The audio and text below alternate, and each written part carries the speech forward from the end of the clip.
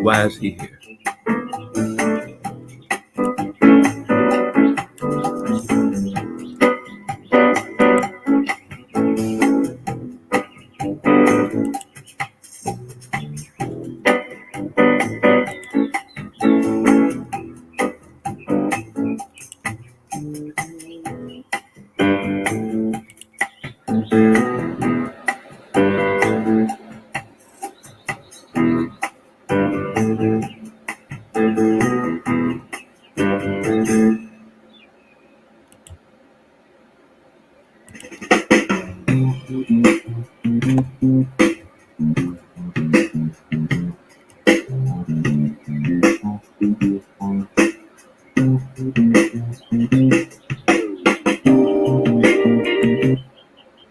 Oh, hello, hello, hello, hello. Playing a little music, as you know. What I want to do for a few minutes is get myself prepared to do this work tonight. I mean today. I thank anyone who listens to the show. It's a show. Yeah, I guess it's a show. It's What is this? YouTube? So it's not a movie or nothing. I don't know. But I'm looking at it like this. I want to salute this dude here because he's the first thing on my playlist every day. And on YouTube, I have a playlist, and let me see if I can get that out to you. Meanwhile, I'll continue with Mystery Child.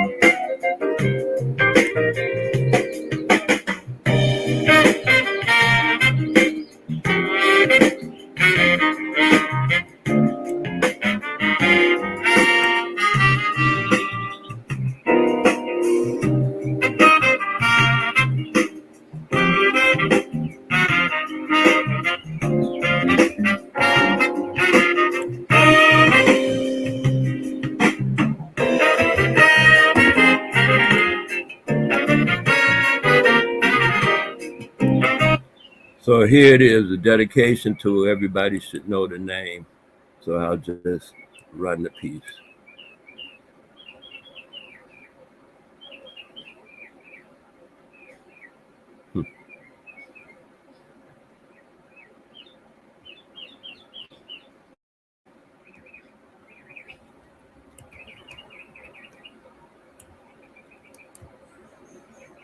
There's technical difficulties and stuff.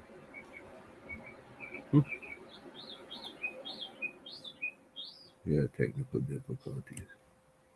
Here it is.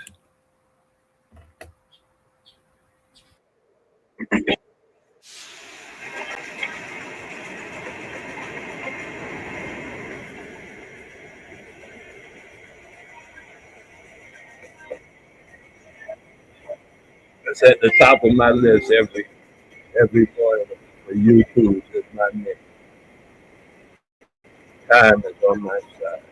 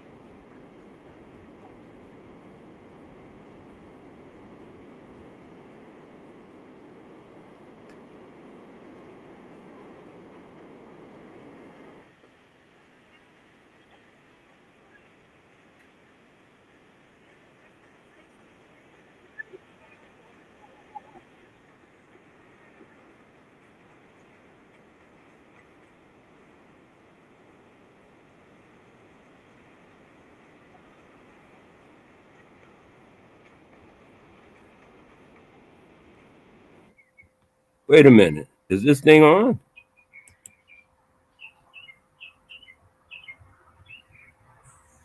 Is this thing on?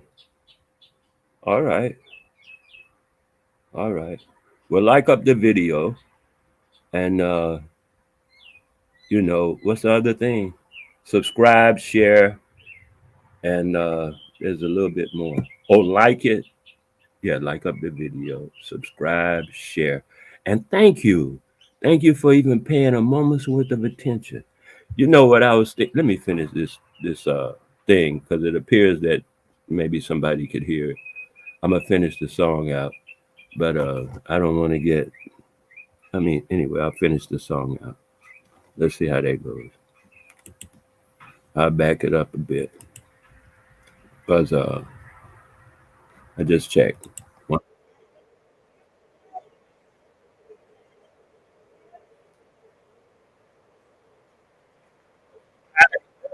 Hey, hey, hey.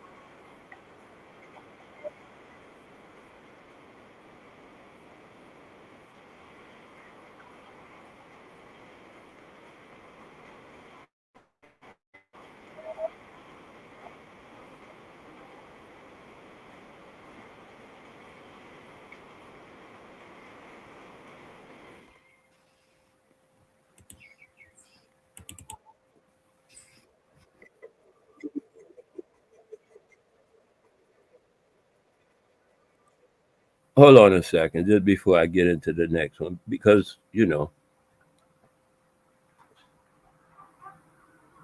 two elders passed recently. You know, people that we all know in common. Some elders are passing, and we don't know those elders in common, and we don't seem to realize it's happening all the time. We just happen to know some more famous ones or not so famous ones. You know what I mean? But more of the famous ones. But the elders are dying every day. The children are being born every day. We must set up an environment that welcomes the children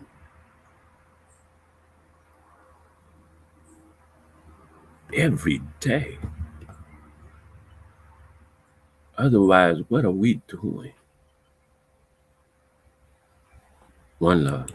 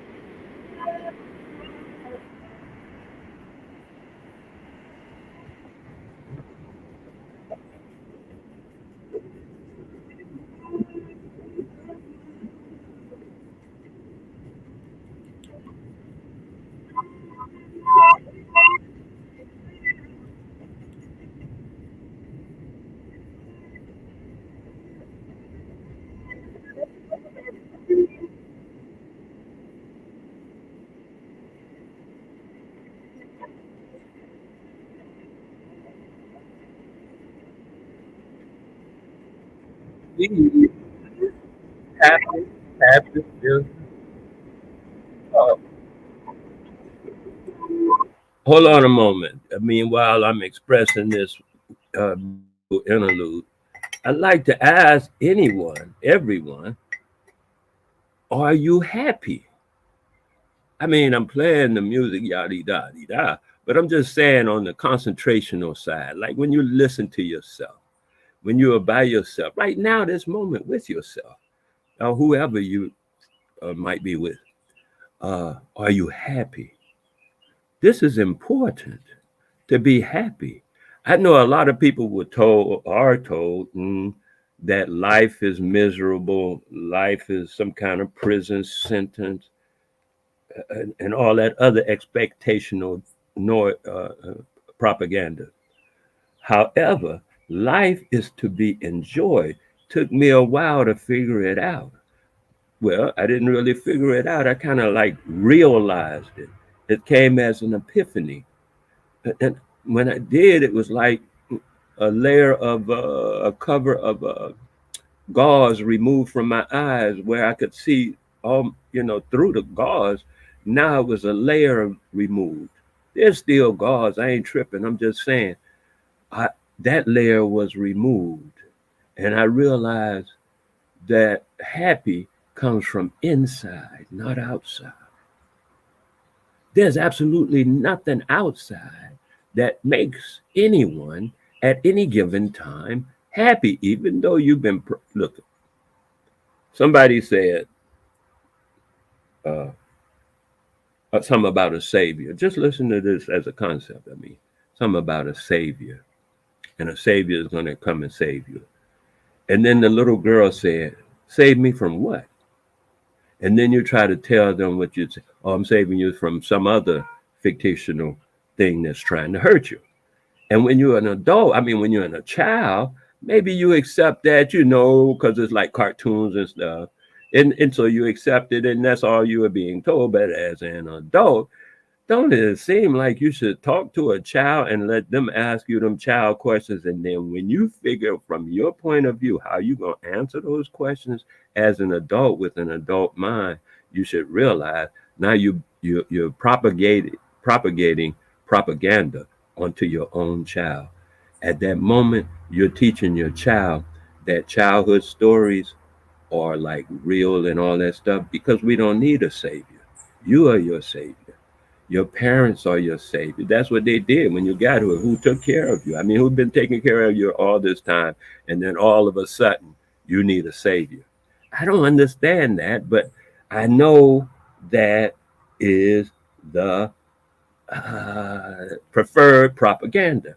And since it's coming out of so many mouths, and since it's coming out of so many angles, we assume and we are pushed into an assumption that it must be true. Well, she believes it, he believes it, they believe it, we believe it. You know what I mean? I gotta believe it. But that doesn't make it true. And this is the angle that this whole setup is about. That I put up here. Anyone telling their children that they are black, yes, should be arrested for child abuse. Because why? That's just a lie, another propaganda thing that's set upon us by some, upon children. You ever heard the word kidnap? Well, if somebody comes and grabs me, that ain't kidnapping to me. I ain't no kid. When people kidnap, they kidnap children on purpose because you can train them, school them, put them in a state of mind where by the time you have just impounded upon them through coercion, greed, they want candy, whatever you use, uh, uh, uh, uh, physical, corporal punishment, whatever form you use to induce them into accepting your rule. And you have to do it periodically. Once you get them to do it, then you see if they'll do that to somebody else. So you put another little kid in and watch them and see if they'll say, no, don't do that, because he said don't do that. And then that's a good one, because now you can get him to help train the rest of them as you bringing them in. Right. And then that second one, the third one, whatever, the rest of them, they'll help you train the rest of them as you bringing them in. And pretty soon, as you bringing them in, the whole group of them will help. You don't even have to come and watch them no more. Every now and then, just send, a notification that you are around. And then they'll straighten right back up and start training the new breed. And that's why I say we're having children every day and we're training them, lies to lie. We're training them lies and to lie because the children learn directly from us. I mean, think about it. At what age are you starting to send your children to school? I know it's much younger because they want them younger and younger. Should they take them from you at birth if they could manage this? That, but they just use you to bring them up to a certain speed, and then they'll take it from here. Barbara, I'll take it from here. And then you send them to school and they take it from there. But what have you done when they've been under your tutelage and your guardianship? And it's a guardianship to be a parent. It's not just, oh, I'm your parent, do what I say. No, it's a guardianship. You're protecting them from all forms of destruction and stuff that you know of, like the destruction of not being in sync with truth. That speaking the truth puts you in sync with the Creator, because the Creator creates everything. And then when you lie about something that is created, you have taken your own self out of sync with the Creator. And therefore, whatever you suffer, I say it's your own. You're shooting yourself. It's a self-inflicted wound. You're shooting yourself in the foot. All you have to do is speak the truth. I don't care what it is.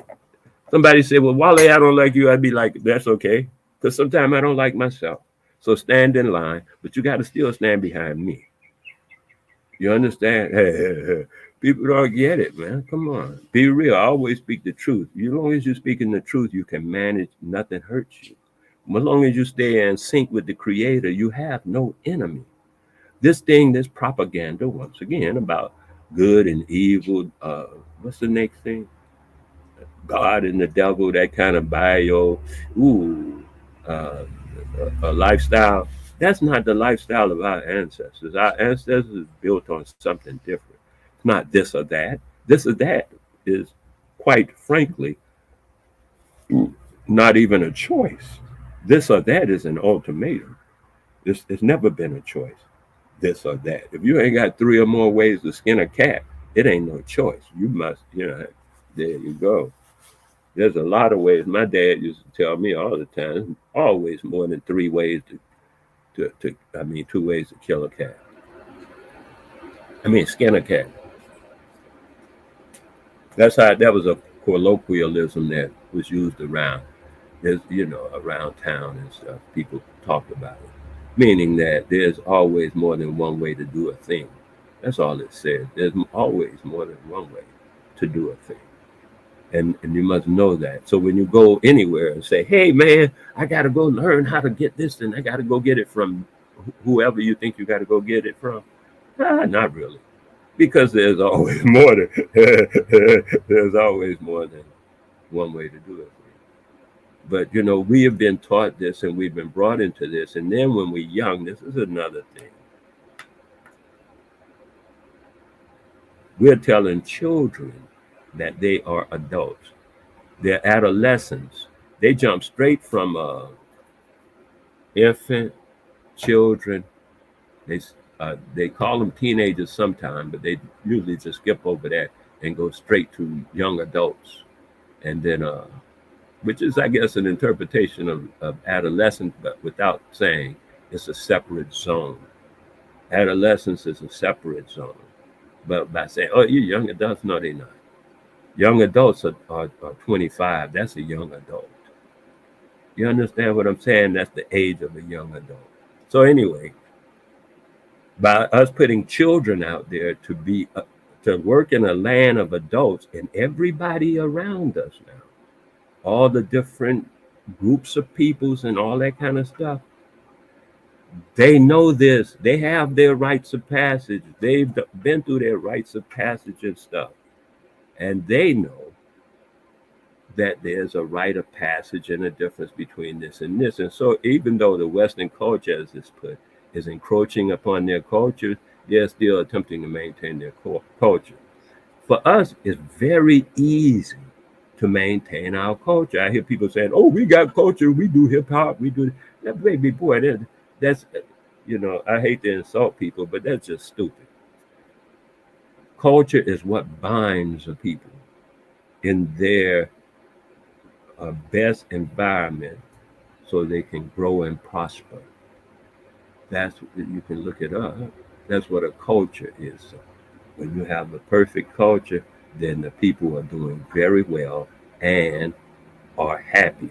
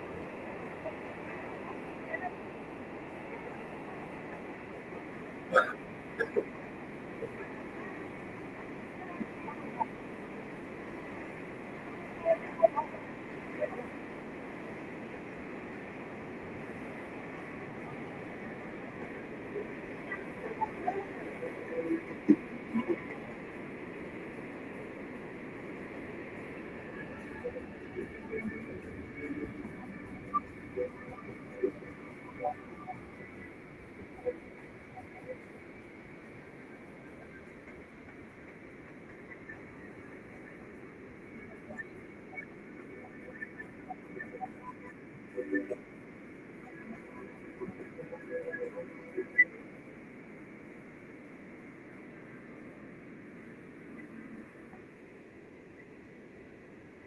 hate it. Where we at? It's right here.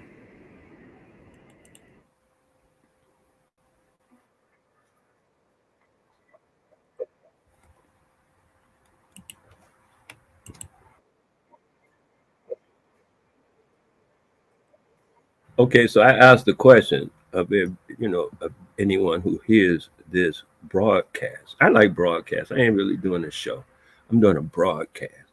I ain't doing no podcast. I'm doing a broadcast. I want as many people as possible to hear these concepts that I am broadcasting through this network because millions of people all over the world check on this YouTube stuff, and they can hear it, and they can know that this thought exists somewhere, that even exists somewhere.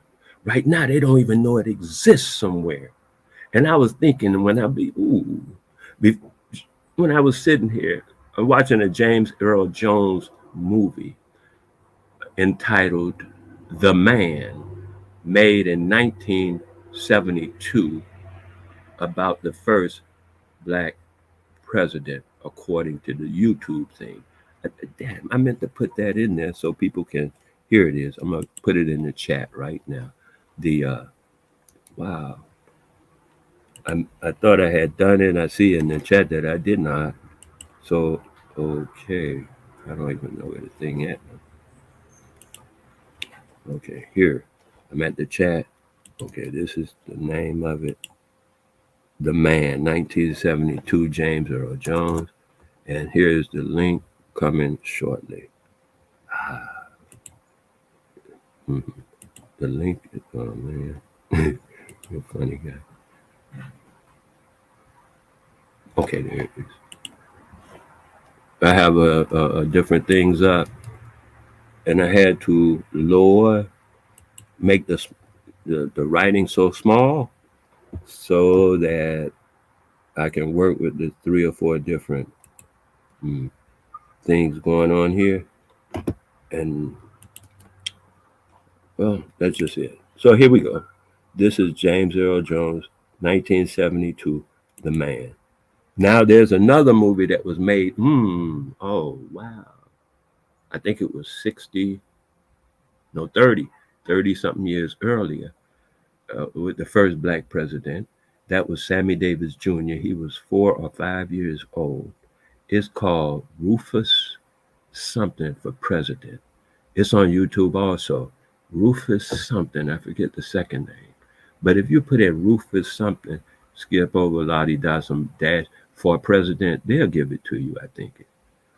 Or maybe you can Google it and Google will autofill. But most of these autofills are working on the same algorithms.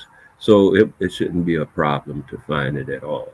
Rufus something for president. And he was 4 years old. It's a beautiful uh, thing. That was done in 1943, something like that. 19, whatever, Sammy Davis died. He died maybe 1933. And that was what I call the first black president movie that I've seen was Rufus. I don't remember the second name for president. Rufus Hightower, maybe, I don't know. But James Earl Jones did one in 1972, and now it's 20. So that's over 50 years ago that he did this. And still, there's no president born and raised from ancestors in this country. And so I just want to bring truth to a matter. I don't argue, I simply speak.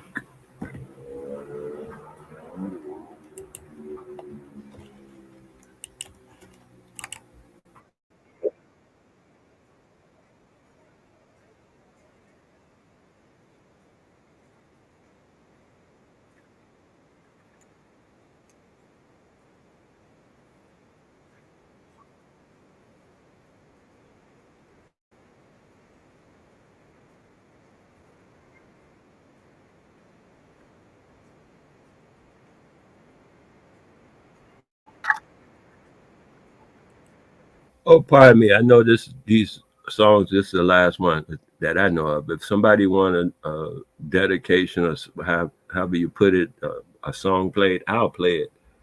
But you have to tell me what it is. Otherwise, this is the last one of my choice. This is my morning groove. So it's up to you to put something in the chat, and more than likely I'll see it and respond in kind. Uh, Beautiful.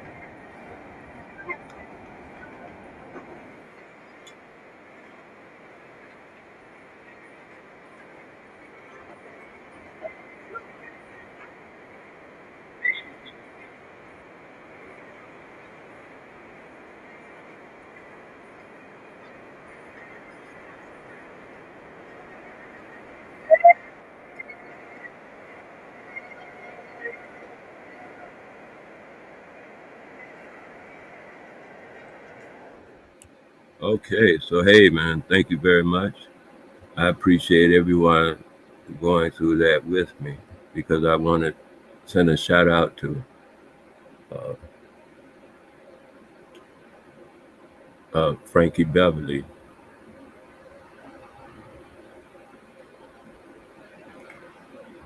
and Maze. And I thought about that. Maze is outstanding. Their music is outstanding. I listen to their intros like sometimes, I'm one of them old school guys. I could tell you a song in the first 3 seconds. I don't have to listen to all that stuff. The intro is what I recognize right away. Sometimes I could tell you who's playing what and stuff. Because I learned music and stuff by listening to jazz. And that's really my favorite form of music is jazz. Uh, in jazz, it's unlimited. All these other musics are. I'm talking about to the real people who jazz comes from inside our people's music. It ain't something you can learn. Jazz is not something you can learn. No one can really learn jazz. That's why I listen to people who have learned jazz and they play jazz from what they have learned. And usually I don't like it. I don't know what other people do, but it's not jazz as far as I know what jazz is. Jazz is the music of our people. How can you learn that? All you can do is imitate that. You can't learn that. You have to realize that. And in realization of that, this is a thing that I did. I realized, and I might have mentioned this already today, because now I want to get into this ominous, daring, and I dare say adventurous episode of my broadcast, because that's all I've been doing the whole time is broadcasting. I just realized that. But since I've been on today, that's what I'm doing, broadcasting. I'm sending out what they call it, like a shotgun effect. I ain't got time to waste on single bullets and that kind of stuff. So I hear people say, each one teach one, each one teach one. See, that's what I mean about the propaganda that we're given. That is not from our betterment. Yet we teach it to our children and ourselves as though it's got something to do with us as far as hold on, I'm coming. Excuse me. As far as culturally speaking. Yeah. Okay, there I am. As far as culturally speaking. So what I want to say is we have all the equipment. Oh, I'm over here. We have all the equipment and stuff to do whatever we want to do. Everything we need is always been right in front of our faces. But we have been told, and this is the gullibility effect, that we needed certain things. We are still being told that we need certain things in order to do what we want as a people. Ah! And the funniest part about it all, we call ourselves adults because we're 50, 60. I'm a grown ass. Yeah, maybe you're grown, but you ain't bearing the adult thing. Grown ass, well, I got that. But just growing and going through the phases of, the hoods and stuff I mentioned earlier, childhood, adulthood. That's my hood. I mean, the hood that I'm talking to, 50 and 60 years old. So I've been out on the YouTube streets, as they call it, listening to people. And so, in listening to people, I realized, I said, to myself, I realized that it ain't no stopping it now. I'm on full throttle. I might as well throw down 100. holding it back. You shouldn't say this, you shouldn't say that. Screw that, right? We just throwing down now. And I heard people all over the internet cussing and fussing and talking crazy. And at the end of 8 hours, 10 hours, 12 hours, 15, ooh, it's just headache hours. Nothing is established. Nothing is brought into availability for people to utilize and prosper by as any kind of concept, because telling people what to do, telling people just what to do, you do that when they're little. When they're adults, you have to show them a concept that they can think about, because they no longer have a child's mind whom you can tell what to do. They have adult minds, even though they're not thinking adult thoughts. The equipment has, it's in drive now. You go from first to second to drive. You don't know about that. Okay, that's the anyway. So it's in drive now, and you can't just tell it what to do like you do to a teenager or a child. And a baby, you don't even need to tell it what to do. Just do. Because the baby can't do nothing nowhere. It's going to sit there and holler. You say, shut up like that. That's you misbehaving and acting really bad in front of your own child. And scaring them, I might add. And then you get to the point. And scaring them, I might add. And then you get to the point where you reach where this title is about, telling them that they're black. This is oh man, beautiful. One love. This is a problem to me. Because it's the ultimate, what I'm going to call it, the ultimate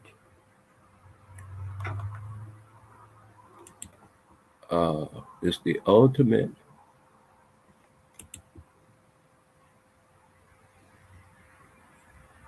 insult to our ancestors. Why do I say that? Okay, a lot of people say, our ancestors were black. They say they were black. They say they were black. All that crap over. It's a lot of, oh, wow. It's a lot of school teachers, this teacher, those leader, that leader, Congress people, all kind of people all over the earth, all people in the background, all these singers, songers, they're going to all say, we black, and it's a damn lie. It's a damn lie. This thing here, see, we know black when we see it. We ain't got no problem with the color. And then you say, you hate yourself. No, I love my ancestors. And I love my culture. My culture says, speak truth.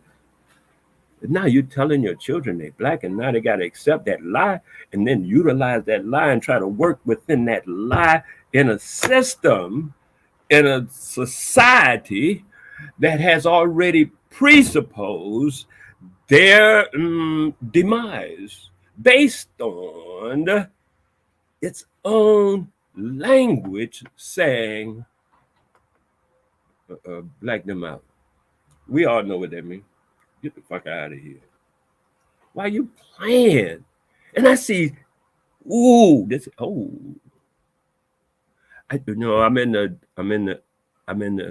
in the bush. I'll tell you, I'm in the bush. I don't have much people like for security, because I understand that at any moment death awaits me. Actually, I drowned when I was 3 years old. I tell that story, but I drowned when I was 3 years old. And a guy, matter of fact, it was what I would normally refer to as a cracker, that came along because he was an insurance man. He was selling penny insurance to the colored neighborhood. I found out later when I learned about insurance what that meant, but I didn't know at the time. And anyway, he came along when the children had pulled me out that I was swimming with in the canal because we used to swim in a canal right by my crib, right? And we were swimming in the canal. Oh, it'd be all kind of stuff in there. Uh, not walruses, uh, uh, uh, snakes. First of all, cottonmouth snake. That's the one with the white mouth. When it opens its mouth, you see it's white. You need to leave. And turtles, fish. It's a big animal, but it's not a walrus. But it puts me in mind of a walrus. It also swims that lane of the canal because it's a water. It was a water lane. I don't know what it's doing actually now, but it used to be a water lane because most of that part of Florida was swampland. So when you drain the swampland, you're left with the sticks. And when I was a youth, the area I grew up in was called the sticks because we were still working with uh, our ancestors. We spoke truth. And so when people came in and started giving them corporate names and municipal corporations and all of that stuff, no, we were not aware of all of that kind of stuff. We didn't do that kind. Our voodoo was not based on lies and subterfuge. Did I say that word right? Subterfuge. Yeah. So I'm just saying this is how uh, that part goes. So I would be willing to say anytime that what we need to do, and I say need to do because no amount of medicine, no amount of money can save you from what the ailment is. No amount of schools, no amount of education can save you from yourself. You're self-incriminating. You're shooting. You can go to psychiatrists all day. Psychiatry is based on Greek mythology.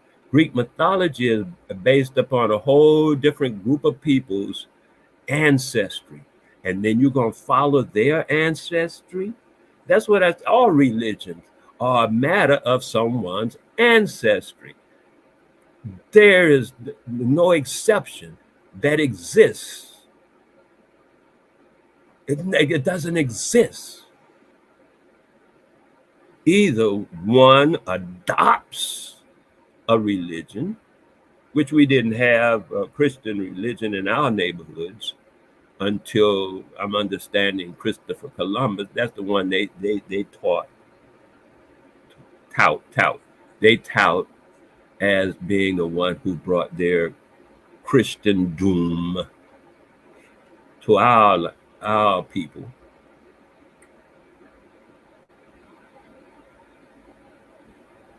We weren't dealing with that kind of garbage. Now they want us to be, and we are, into their ancestry. We done gave our own ancestry up. We walking around talking about, I'm this, I'm that. And I said, yeah, well, what's the ancestry of your religion? Oh, is this, that, and the other? And I say, are you even, you know what? When we are mentioned in that, I'm just talking about the Bible because I don't really know the Torah. I've heard stories. I've heard people talk about it, but I never read it. So I'm not going to like lie on it. I did read the Bible and studied it in a study group, more than one. So it goes like this. That's their ancestors. In the Bible, when it mentions us, it only mentions us 3, maybe 7 times at most. No, less than that. About 3 or 4 times we mentioned in that whole historical, if you want to call it historical account. We are mentioned on purpose because we're not part of that. If we were part of that, we wouldn't be mentioned on purpose. You understand what I'm saying? This is simple.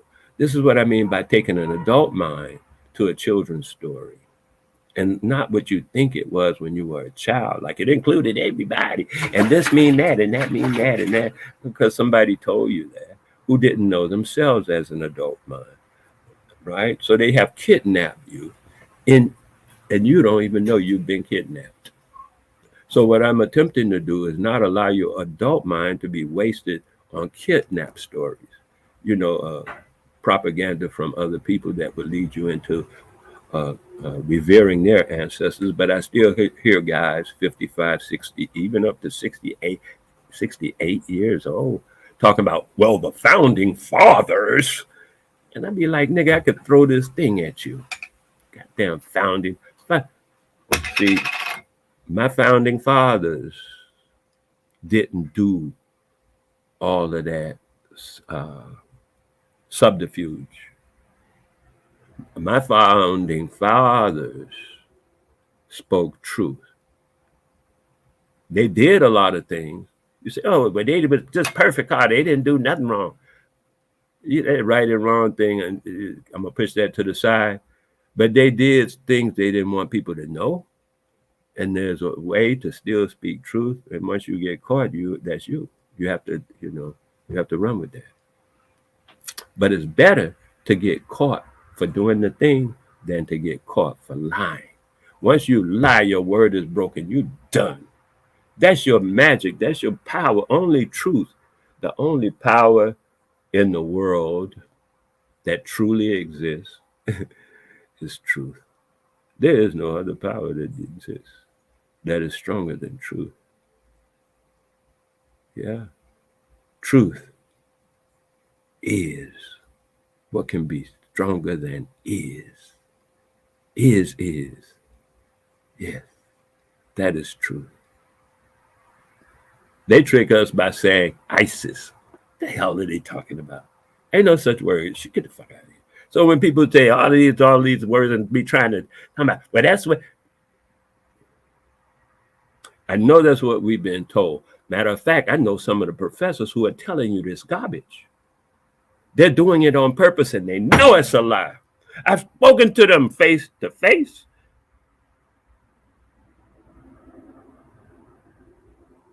They know they're lying. They feel it's for the preservation of themselves that they should lie.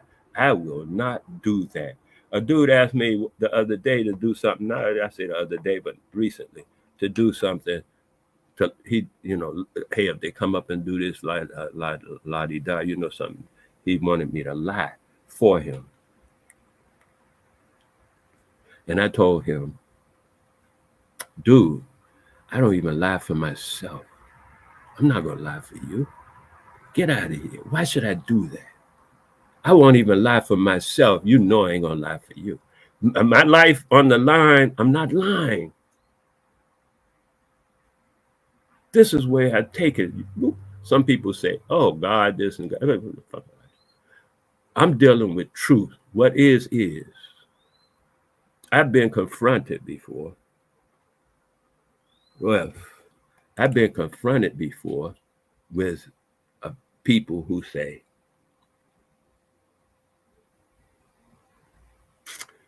they'll shoot me,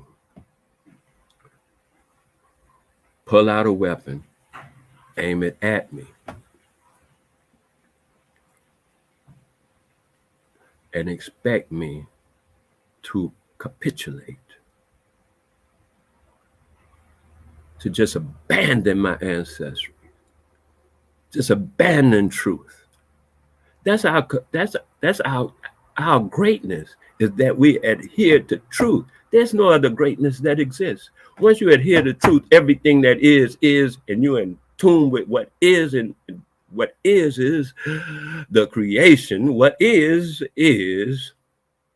the creation. You call it or refer to it as creation, but is. We get in sync with is. Huh? People tell me we ain't got no weapons. We can date where they got armor. Who cares? Oh, when the guy pointed the gun at me, 38 revolver, I told him simply that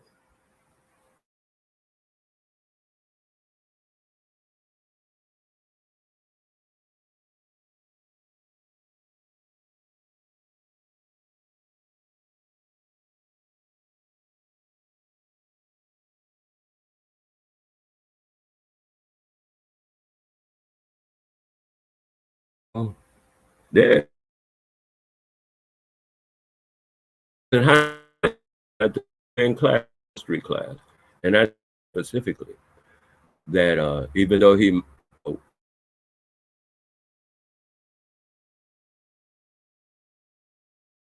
because I'm being blocked or something, if I don't, just watching it happen.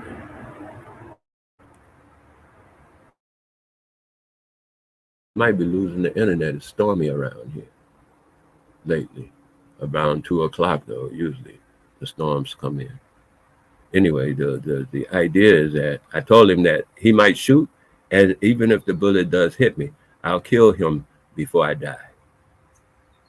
He put his gun away. I'm not capitulating because I go forward. Always, once it becomes war, always attack. Once it comes to war, yeah, don't start a war. But once you're in it, like somebody swing on you, you know, to me, at my age right now, I don't bother with nothing else. I try to kill. That's my first thought. 1, 2, 3 blows, I'm done. I ain't got time for that. 1, 2. If I can get it down to 1, I will. Actual blow, because that's cheaper for me. I don't have to expend a lot of energy.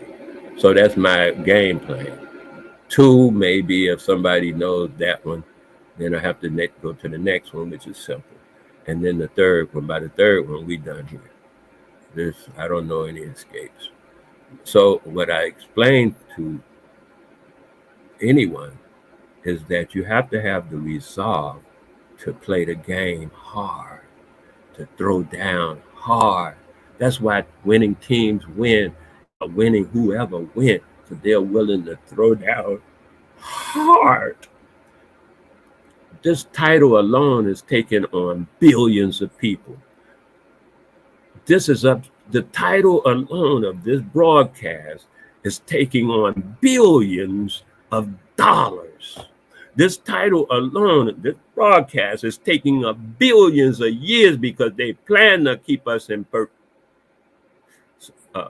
perpetual and whatever it is, enslavement through these systems that they're working on us to keep us from speaking truth. Whatever it is we feel like we got to lie about, it's all propaganda and it's all made up. You don't have the strength to say, hey, man, that ain't me. I ain't got nothing to do with that. Like, for instance, let's do this. I ain't going to say you ain't got the strength. I'm going to say you choose to lie. You might be a strong guy. I ain't trying to mess with people. I'm just stating the fact, the truth of the matter as it is. Is that you lie.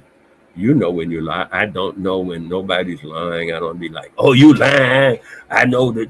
I don't bother with that noise. You know. Wait a minute. You know when you're lying. I don't have time for that. Anybody want to come up? Oh, damn, I ain't put that thing up in the StreamYard, whatever. But you can come on the title or the thing on the thing and say hello, whatever. That's encouragement. I admit that anytime one comes up on the StreamYard, is very encouraging. That's automatic. That is encouragement. Whether you are anti what I'm saying or not, the encouragement is welcome. So, you know what I mean? You might just be neutral. Like, hey, there's some stuff I ain't anti because I don't know what you're saying yet, how you get your decide anti. Oh, no, I'm for. Because I believe in all of that stuff, not just this or that. This or that ain't really a choice. So I'm looking at it and saying, I realize that without truth, we can hang up our jerseys because we've been blacked out. It's called redacted. Yeah, we've been redacted. And the Black Caucus That's why people say, oh, they're a bunch of sellouts. Hey, I ain't gonna get into whether they're a bunch of sellouts or not. I really don't know or care. I really don't either way. Because it's not a big deal to me. I'm not working within their what do you call it, confinements. They are the black caucus. I am not black. No one is. We're brown skinned people. But by calling ourselves black and accepting that as a label, because that's all it is a label. And then encouraging and forcing our own children to obfuscate, obliterate truth, and say that they're black. Yes, that's child abuse in its rarest form. The ancestors should take you right out as you hear my voice and decide, fuck you, nigga, I'm gonna do whatever. They should move. You be gone. The child will do better off without that encouragement from its own mother or father or people that they know, encouraging them to break their soul and their connection with the creation, with is.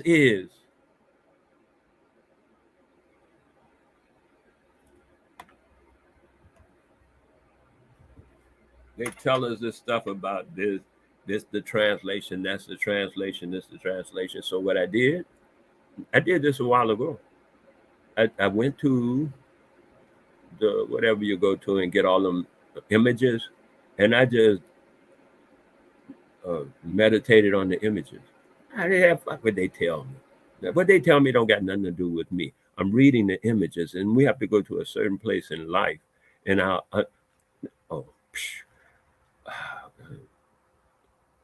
we have to go to a certain place in our life and understanding as adults where we can capture this information.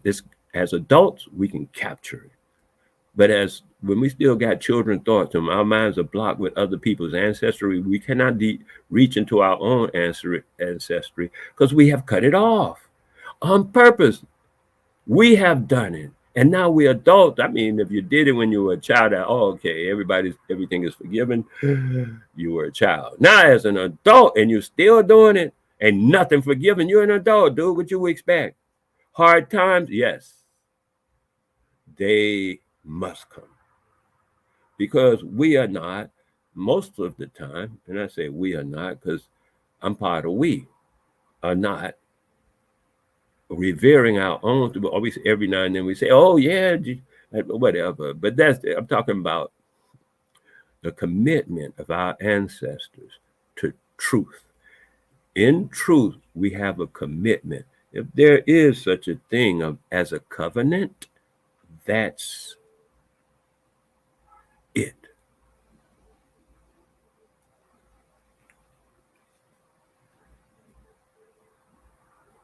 I'm soaking my feet. The water's gotten cool. I'm gonna hot it up. Hold on.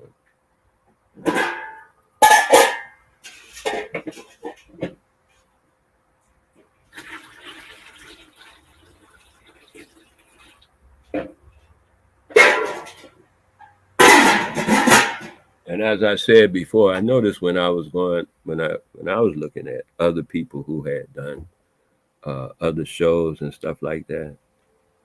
I don't know where to put this thing at. Who had done other shows and stuff. I know. I look up their show by their name, and I see a lot of different people from all walks of life and places and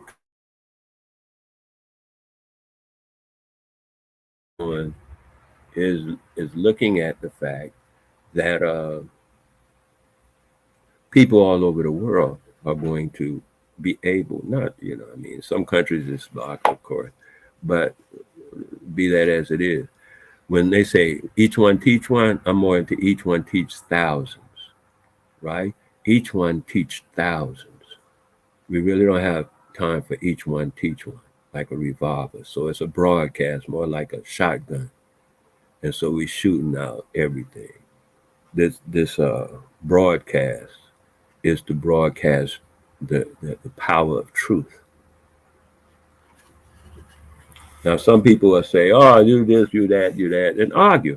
And I've actually spoken with Christians at their church,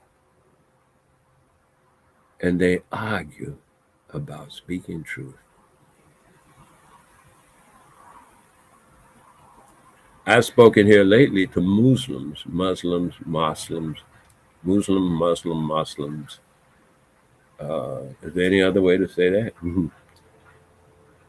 And then they object to the suggestion of speaking truth. Oh, yeah. I'm like, wow, check this out. The only people I've found so far who do not object to the rule of speaking truth are the indigenous people, the aboriginal people of our ilk. We are the brown skinned people. Don't get us confused with no so-called black Indians. That's another route. That's another route to confuse, confound, and to redaction. I think it's redact, whatever. Get rid of, black us out. And so I ain't going for that. That's just a rouse. And then once you cling to that or you bite that hook, they pull you right up. Boom, you're done. Get the fuck out of here. You just stop clinging to truth.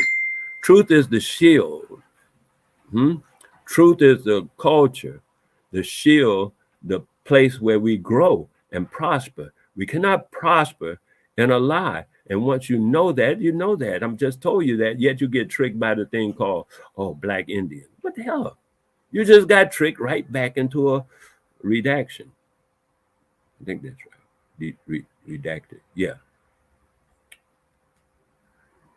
Huh.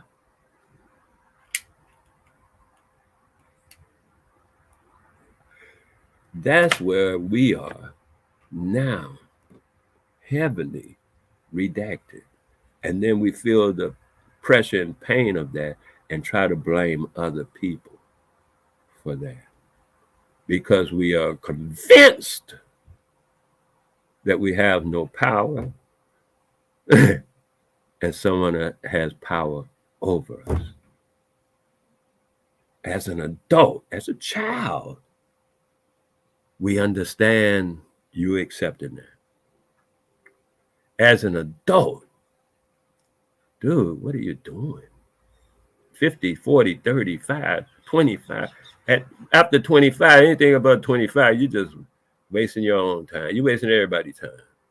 And then people tell me, "Oh, you're an old nigga, this and that, you need to die." I'm telling you, hey, if you're wasting your time, not adhering yourself to the truth, I can almost guarantee you will die before I do. That's a given. When I realized I was 26,000, you know what? I don't know how you can carry that kind of information and it don't register certain calculations in your brain. People talk about synchronicity. Once you look, this is why I like Terrence Howard. Excuse me. I hear people, I just heard that guy, some guy, I ain't gonna say his name, he knows. They blocked me again from his little live broadcast. He's a flat earther guy. And he says that, a flat earther guy, he says that Terrence Howard is pseudo. Hey, just made me laugh. I was cracking up. I was like, damn. Terrence Howard is pseudo from a flat earth. You got to look at certain things, angles and stuff. That's what I meant by I'm 26,000. Once you know, look at things from a certain angle, then the angles start making geometric or whatever lines, and then you just connect the dots. Okay, from here to there, how does that work from here to there? Because you can see more angles. The more concepts you have of looking at a thing, about the thing, the more you can deduce, the more you can deduce from a thing.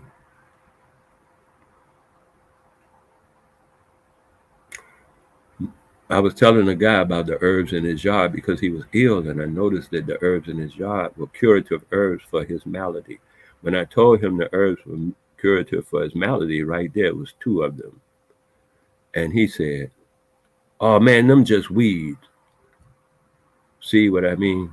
We were both looking at the same thing, but because I knew more angles on that thing than he did,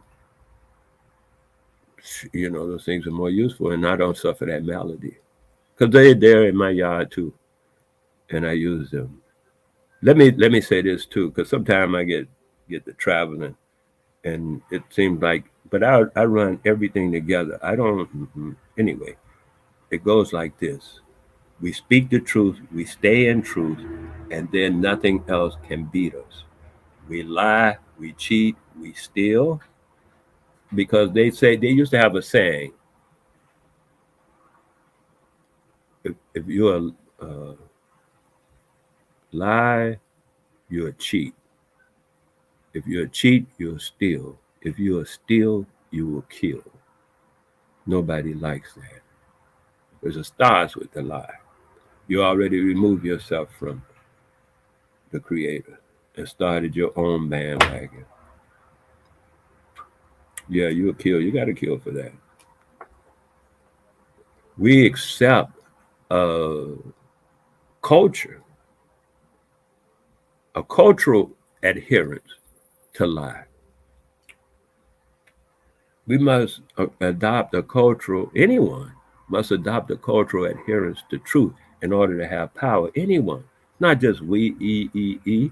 I watch hummingbirds, I watch peckerwoods, I watch fucking hawks and buzzards. And they are so true to their nature.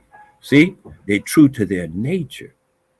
And they flourish. They have no, they doing their thing. They ain't bothered with none of this phony stuff.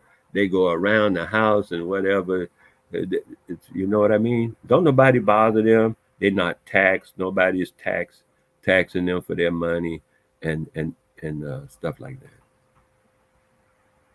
or their wages, or their energy, which is all this is energy. And in being all energy, knowing that, I put a thing up before this one showing that we are electrical beings. A friend of mine came by the house uh, yesterday, before the weekend, this week, and I had them do the same test with the multimeter, the voltmeter, and I would suggest everybody do that test to see what their voltage is, because you put the, I'll show you again. Hold on. Okay. This is the voltage meter I'm using, right? I'm showing you.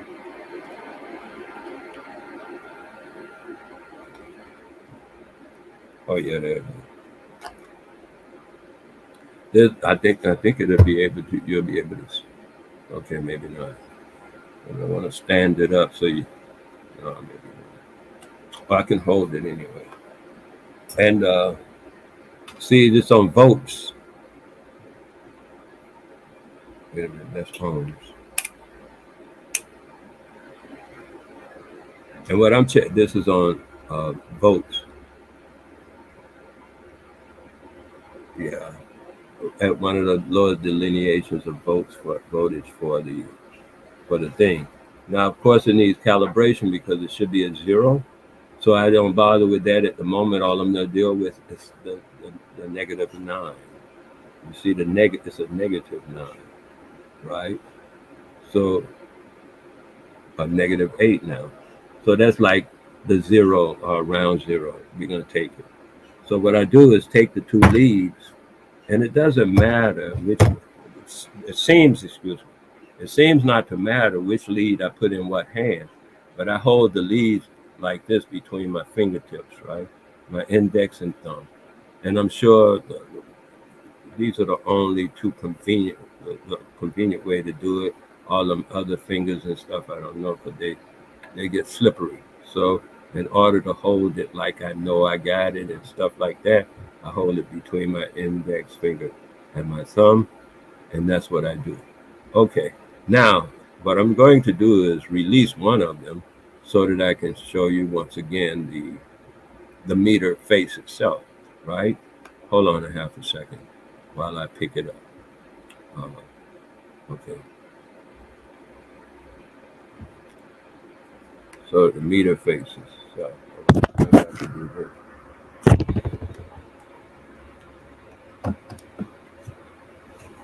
Okay, let's see. Okay, that ain't really. Let's try it like this. Okay, that's the meter faces. So I got you. All right, man, beeswax. Now I got this one, the red one. Is that the red one? I have this one in my hand, right? This one, the black one, I need to move this over there. All right, let's move it over like this so I can bring the red one. The red one is my finger right here. Yes, somewhere. Oh, the camera is up here. Okay, that's why. It's in my finger. And the black one, you see it's at -6, right? On its own. Then when I simply touch it, it'll start showing me the voltage that's passing through my body, right? Because it's on meter, it only grinds for that. Did it go off? Not yet.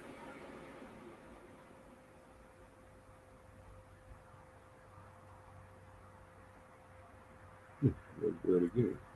I just did this Friday. There we go.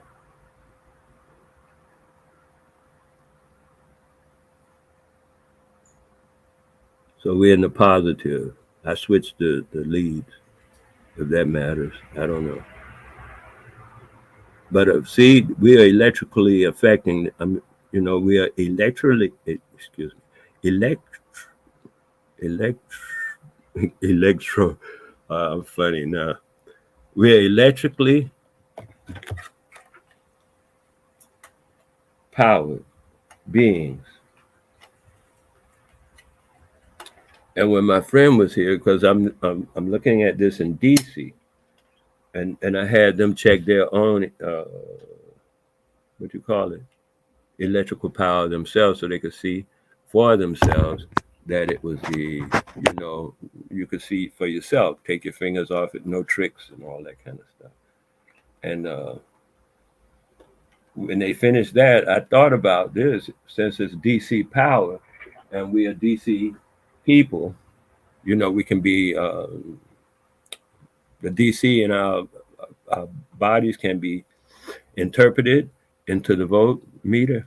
Then in DC, electrical DC, when you hold hands with another person, it should raise the voltage because now you have two batteries in series. When batteries go in series, it raises the voltage.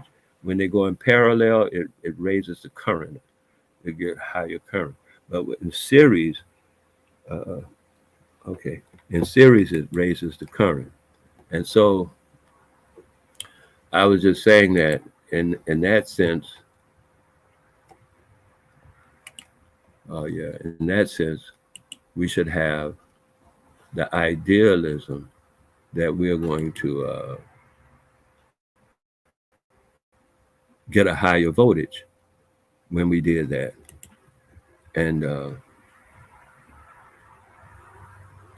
course we did. We got a high voltage. Went up like 0.5 or something in the voltage or something. I know it went up higher. I don't remember the numbers. And the numbers fluctuate because we are liquid. We are liquid beings. And so having a steady voltage requires concentration, meditation, stuff like that. Once you get into a steady voltage, then you can start going to those levels of understanding that I say exist in the is, because now you as an adult mind have the is as part of your uh, repertoire that you can pull out of and get information. Because Information is in the is. What is. Okay, like, okay, for instance, when I was a youth learning about herbs and stuff, uh, I asked my elder, how do they know what herb does what? And no, I think that was the first time the elder had thought that thought as an adult mind. When I said, how do we know what that herb does? Who was the first person figured it out? How did they know when they went to it that it would work? All of that kind of stuff. You know, how did that begin? And the elder thought about it and simply said, that's a good question. You should find that answer. And I did. It's in the is. But we have to get in connection with the is. Some people call it shamanism. Some people call it, I don't know. We don't have no priests. You know, I do voodoo. I do scientific voodoo. I don't do any other kind. I don't do doll magic and stuff like that. That's not something I'm into. I know it to exist, but I'm into the science, and the science speaks to truth. So, in that, I find is if there's anything, a remedy is in truth. That's our covenant. What that is what protects us. And so, as individuals, excuse me, because I want to finish that. That's what protects us as individuals, because we don't need to be saved. We just need to be protected. I heard Eddie Griffin, because I watch his show too on YouTube. I would recommend everyone do. NN News, Triple N News, NNN News. He said, leave. What we need is a law, leave a nigga alone law. Just leave us alone, right? We'll do our thing. We'll take care of ourselves. Just leave us alone. Don't tax us, bother us, or nothing. We good. You know what I mean? But anyway, that's what Eddie came up with, and I like that. So you could check that out, because he has a different aspect of putting on it, and so with that aspect, you know, you could see different things based on that. Because I got an aspect about it, and then his is, I'm sure, a little different. And when you see how he words it and stuff like that, you can deal with it a different way. And I recommend that all the time. Get another perspective and compare it to my perspective, and then compare it to your adult mind perspective and see what you come up with. That's what I'm saying about this black thing. Everybody knows it's a lie. Why are we lying and then telling the world that we are not liars? Nobody believes us because we are telling them in the immediate thing that we're liars. In 1990, just before Barack Obama became a president of the United States, you know, anyway, he's not a lineage of us born in this, you know what I mean? He's a guy that he's a proponent to say that we are all immigrants here. I beg to differ with him, Joe Brown, anybody. We don't even need sources and proof and stuff. All we need is truth. I don't need all of that other stuff. No one depends on all them sources and all that arguing and stuff. Truth is simple. Truth is easy. Truth is easy, simple. Children understand it. You ain't got to get no book and no source and try to read between the lines and up under. Screw all of that. Truth is real simple. Is. Just that is. We done. So what I suggest is that anyone, everyone who breathes, who has any idea about any of this stuff I'm talking about, learn how to put yourself in the bosom of truth. I don't know how you got to do it. I suggest to everyone they learn how to put themselves in the bosom of truth. Truth. This is something I found out in the past year. I think it's been a year. Might have been 2 years. Speaking truth relieves high blood pressure.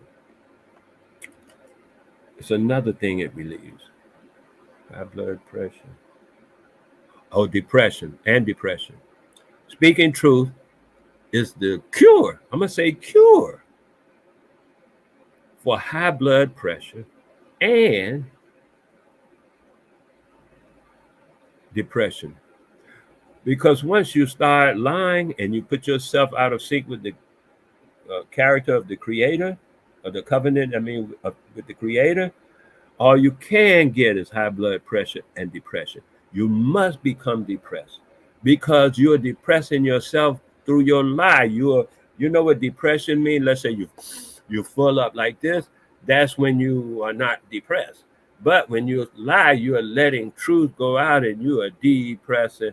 Pretty soon you'll be flat like an empty balloon on the ground, just a suit.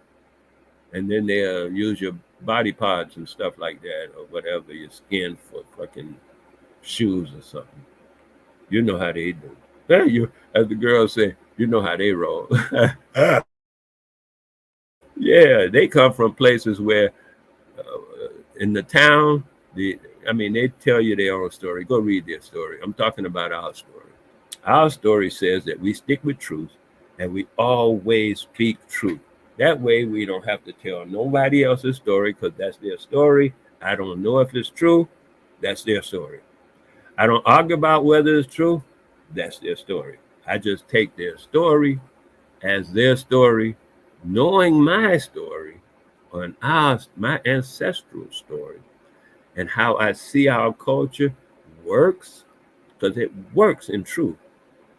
That's the culture, not music, not peanut butter sandwiches or whatever you eat. That's not culture. Culture is the thing that binds people to the betterment of their prosperity. In that is truth. Once your people are known for truth, that's a reputation that no one can take away. You must give it away. You must abdicate the throne. And we do abdicate the throne for some little trinkets. Yeah, you give me $300,000. Shit, I abdicate anything. I act like a sissy, anything. You just tell me, give me that money. And it's all trinkets because none of it, we all know it's fiat money, first of all, right? And we all know it's garbage, right? and yet we're willing to abdicate our throne. Our throne. We're willing to abdicate our covenant. We're willing to just cut off relationship with our ancestry and lie for $300,000 that I guarantee you will just simply buy you a nice size house.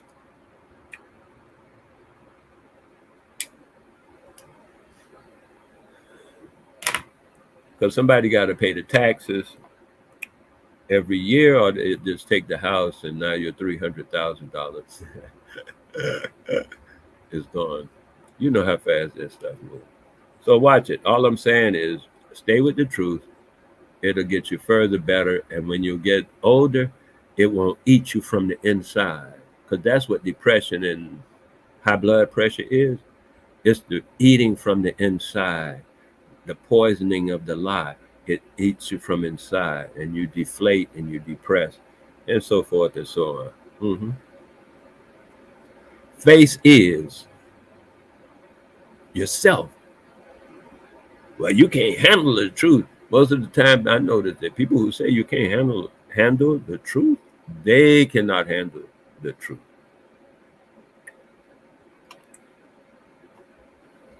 Right. Because truth is, we all handle is. They must be having a problem. because there's no problem with handling the truth. That's just simply what it is. What's there to handle? There's nothing, you know, we done. And that's the simple thing about it is I notice also in the use of the YouTube phenomena, most of this utilization is for shows. People have shows. A few have brought podcasts, they call it.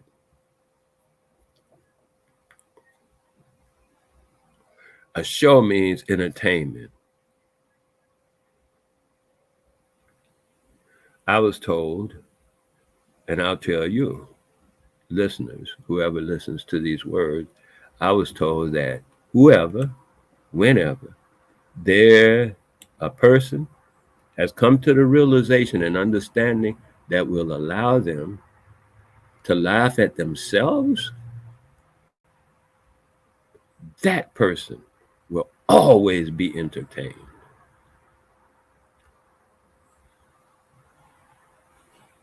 Sometimes I be laughing and it'll burst out and people be like, "You laughing at me?"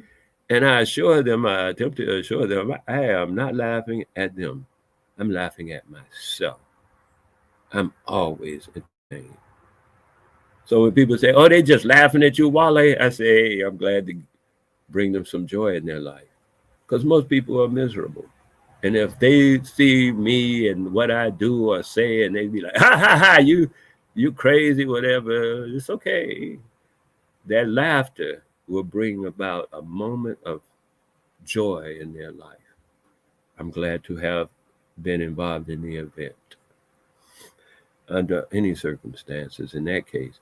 Not just anybody, because they're sadists and stuff. I'm talking about my people, because I don't claim all people. I am not human.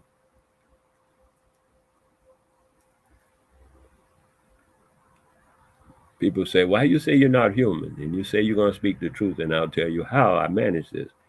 Absolutely, by speaking the truth. A human is not perfect. Is that correct? That's a definition. Most people give me right away, so I'm going to just go with it until someone gives me a different one. You have a different definition, please put it in the chat. Even a thumb up in the chat would be nice. A one or a two, you like, you don't like, put a one or a two in the chat, man. Do something. Anyway, what they call participation. That's what we used to do, participation. Now we got musical artists and stuff like that. We used to have what's called participation. This is where we all sang. Because you notice we all sing. We all have the, what you call it? We got so many people in our families that say, you know what I mean? At different times in their life, but they don't take it as a profession. They just sing. They just sing. So we all sing, but we don't group sing unless we're in the choir and stuff. But back in the day when we used to do our own thing, we used to group sing amongst each other without that kind of tutelage. We just did us. But you know, we've been tutored to do things a certain way and eat flesh. We eating imitation flesh. You know this, yet you do this. You encourage your children to do this. And then when your adult mind thinks about what you are doing, then you got something to work with. But you are convinced from your childhood experience and mind that this is, this is how it goes. But from your adult mind now, you must look at things. This is, come on.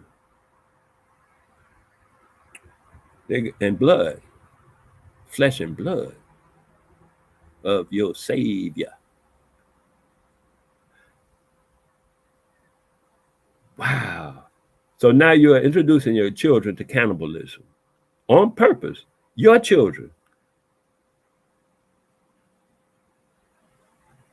I can't even fathom it. I can't even fathom that kind of ridiculousness. It it ooh, ooh.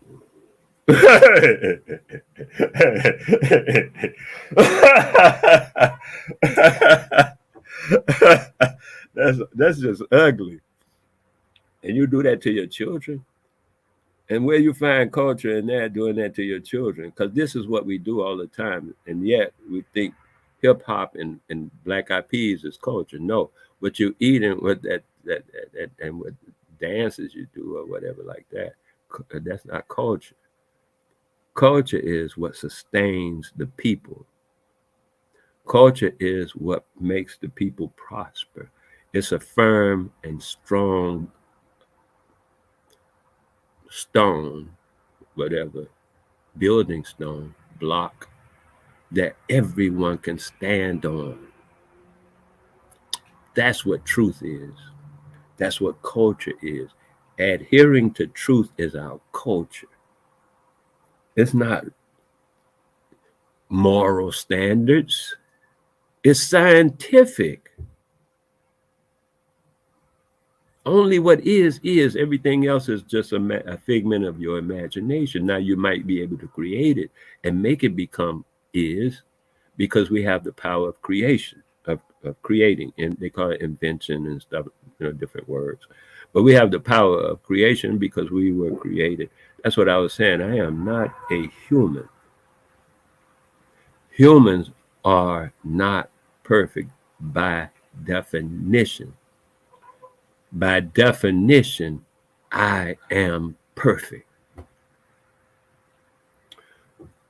The creator who is creating, the creation in which we exist, is a perfect creator. The creator has made no mistakes. You, from your tutelage, start saying, what about this? What about that? That's your perspective and your tutelage. You don't know the largesse of creation to even suggest that the creator made a mistake. However, in the bottom line of the stories you have been told and have adopted, not only suggest, but they depend upon you accepting a faulty creator. That's why he had to fix everything. He sent Noah to fix stuff, and then he sent Jesus to fix stuff, because he's a faulty guy. He ain't no real creator. He might be a God. I don't know what that is. I've never called myself a God. I hear people go, what's up, God? And I'd be like, please. No, I ain't no God, man. I ain't into that. That's a mess. That's ugly stuff there. That means I might as well be human. I might as well accept that lie too. I'm not human. I'm not. Listen, the creator creates perfectly. How the creator gonna create something that's not perfect?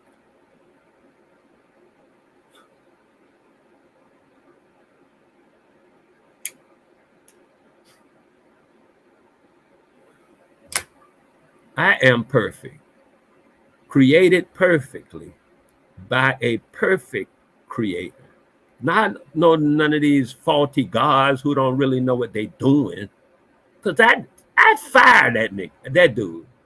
I had to fire him after the first debacle with the Noah thing. I would have fired. Listen, the first of his creation had their progeny murdered each other. They fratricide in the first generation. I would have fired his ass then. Get out of here. You don't know what you're doing. You ain't no creator. Oh, you a god? Yeah, well, go to the door and guard the door, but you ain't no creator or something. Go outside and work the parking lot. When he first did that and you saw his creation was screwed up, I mean, as an adult, with an adult, as a child, with a child's mind, you might go for that garbage. But once you become adult and you look at it, just look at it. You don't need to read it, da da da da da da. You don't need to stop saying they're lying. They're not lying. They're telling you the truth. You're lying. Because they are putting the truth in your face, and then you say, well, God, that's what happened. And you're arguing about some lie that they just told you, and you got to lie to argue about a lie. You see what I mean? You're up in that mix. That's the trick. If you don't know, anyway, that's the trick. To get you all caught up in a lie. And now you're up in the lies. We don't work well immersed in lies. That's not our proper standing. That's not our proper position. Our proper position is perfect. We are perfect. Created perfect by a perfect creator who creates all things perfect. When you see something and you be like, well, that ain't perfect, then I ask you, you want the job? You could be the creator, but you can't be here at the same time as that physical form.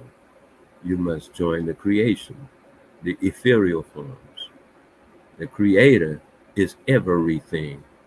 The creator is that mist you think of at night, that thought you had yesterday, the music you hear in the air, the birds that sing, the trees that grow. You want that job. You don't want that job. And your so-called God can't handle it. He made some people right away start killing each other off. Nasty stuff there.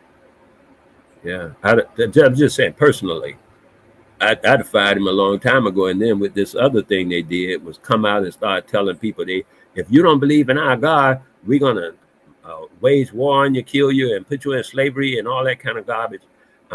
At this date, I am willing to take God to court.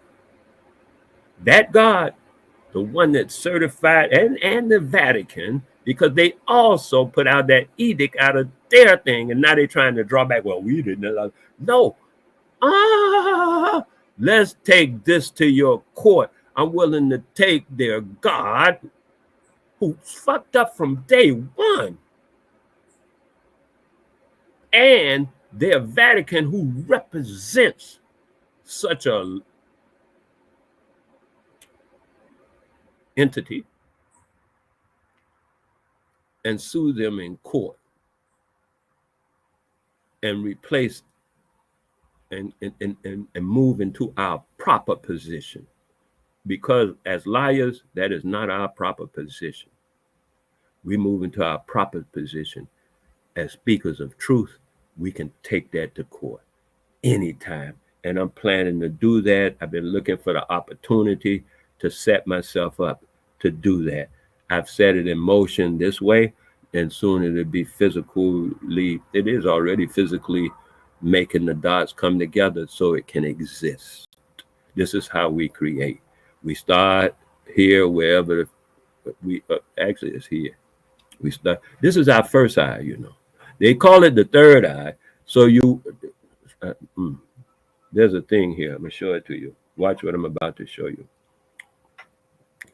There's a white thing here. That hair right there. They tell us the third eye is up here somewhere. See that white hair there? It's a white hair. It's an actual hair. It's been there since I was a youth.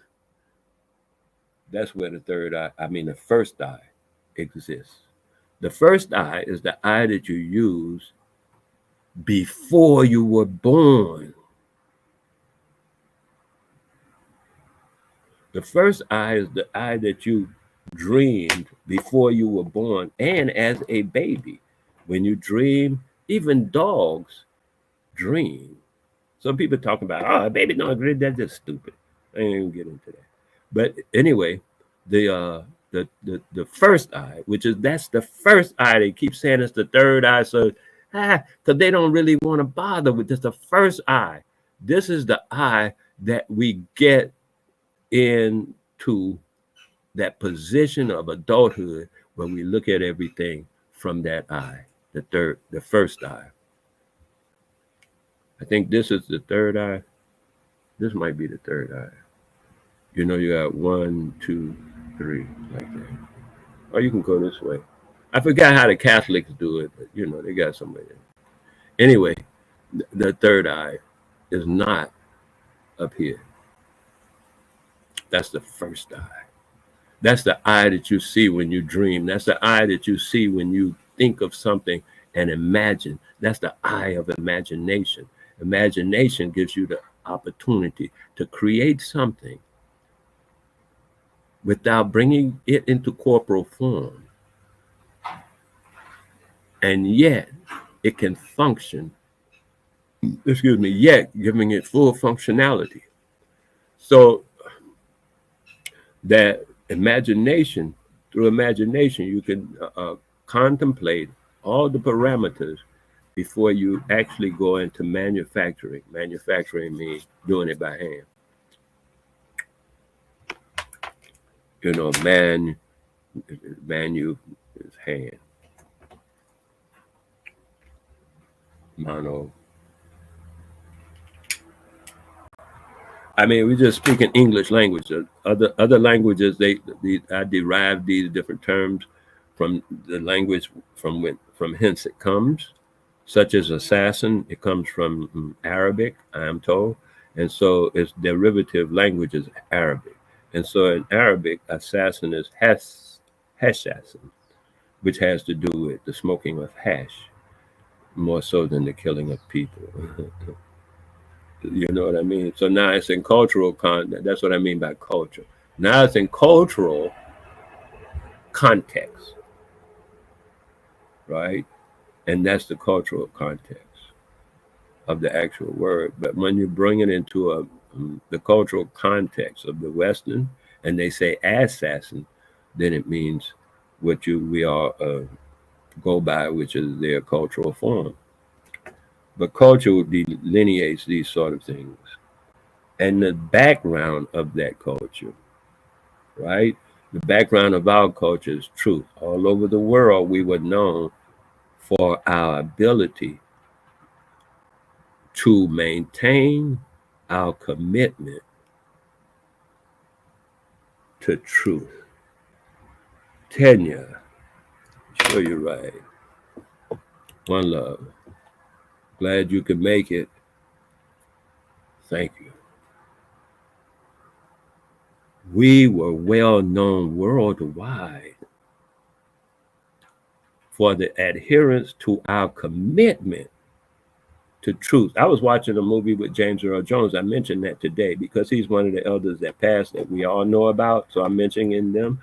There were elders that passed also here recently that we don't know all about. I think it's called Big Ups. I want to big up them too. The ones that we don't know their names. In the movie, it's called The Man. I put the link in the chat. It's called The Man. It's on YouTube. In the movie, they mention the concepts I'm talking about, because one guy had said in their deliberations, because he's in the movie, he's the first black president. In the movie, they have the Joint Chiefs of Staff talking, and they talk about some country or something they're gonna do, and they say you can't trust them. They be lying all the time. See there? See, everybody knows truth is the value of truth. But if you say, hey, do it with this other country, oh yeah, you could trust them and you could do it with them. Yeah. Because they stick to their word. When someone sticks to their word, that's a valuable thing. How are you gonna have a wife or a husband who you know be lying to you all the time? What is your bloodstream going to be like? You don't think you're going to have high blood pressure? You're just funny now. If you don't think that you know that the person that you're dealing with is not committed to truth in concerns to you, and you deal with him based on that, which is no problem. But you got to realize your blood pressure will go up. Your rate of depression will go up, you know, and you will start doing crazy stuff because in a way that's just suicidal. But you know, you can do your thing, and most people do their thing. I suggest everybody do their thing, but recognize what your thing is. All religion is ancestor worship. All truth is truth. Telling your children that they are black and forcing them into that anti-truth is a molestation of the child's integrity. It's a molestation of the child's integrity. Somebody will say, well, how do you that abuse the child? I just described it as it is a molestation. You can write that down. Let me write that down somewhere. It is, I'm going to write that down and put it in my, it is a molestation. Molestation. And I realized just minutes before I came on this broadcast that I'm challenging at least 3 billion people. This broadcast, this concept is challenging the lifestyle, the money, the ease, the whatever they into of over 3 billion people to keep us in this trance. They all prosper by it. And as long as we stay in the trance, they continue to prosper by it. Into perpetuity. Forever and ever, amen, as they put it.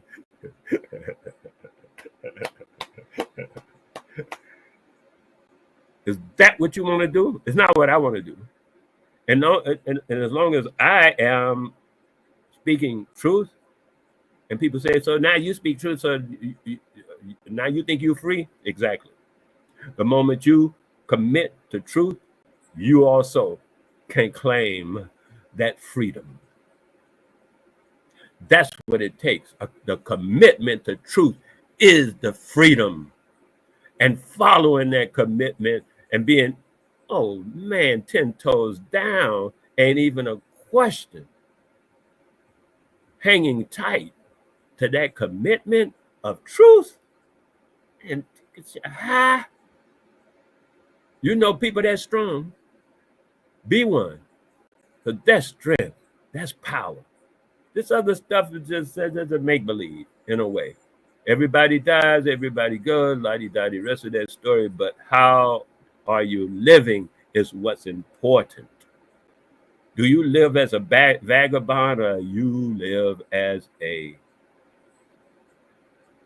person of integrity and truth? Because you're molesting, I didn't even finish that. Molesting the child's, excuse me, I need to write it down before I forget it. Molesting the child's integrity. Integrity is the insides. You know, people say, oh, I had a feeling in my gut. Or they say, I had a feeling in my heart. And whatever they say. In that sense, that's integrity.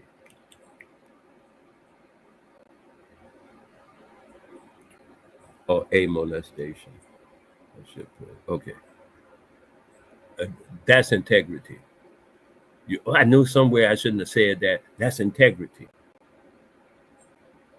You knew it when it was, that's integrity. Where you stand by truth, that's integrity. That's up to you. No one can do that for you. Nobody can give you that. You must strengthen your resolve and act upon it. And some people say, I ain't going to do that. I ain't going to act upon that. Yeah, that's just stupid and la-di-da, the rest of that story. You can't tell me that. I say, you can tell me that. However, you can never make it make sense.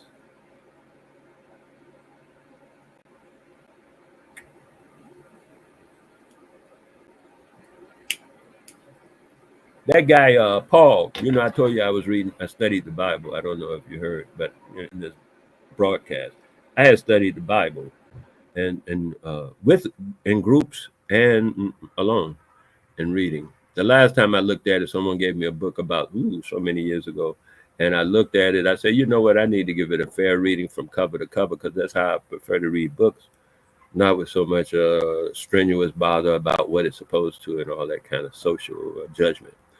And I got to somewhere, and I said, oh, the third chapter of something, and they were talking about a serpent talking to Eve. And then before the chapter was out, I come to find out the serpent had told Eve the truth. The Elohim said the same thing.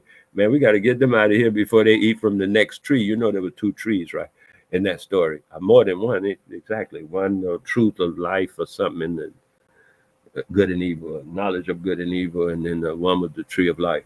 Anyway, they had to get them out of there before they eat from the tree of life, is what the Elohim said, and become like us, which is what we are. We're not in that game. We're not in that story.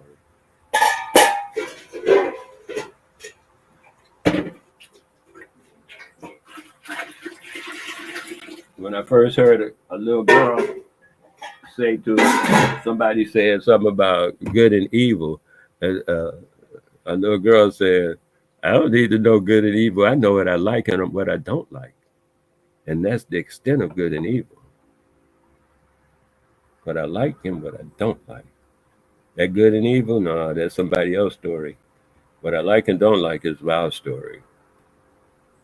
And that's the truth. That's why they say, good people do evil things. Because you're dealing with this good. That's not our culture, good and evil.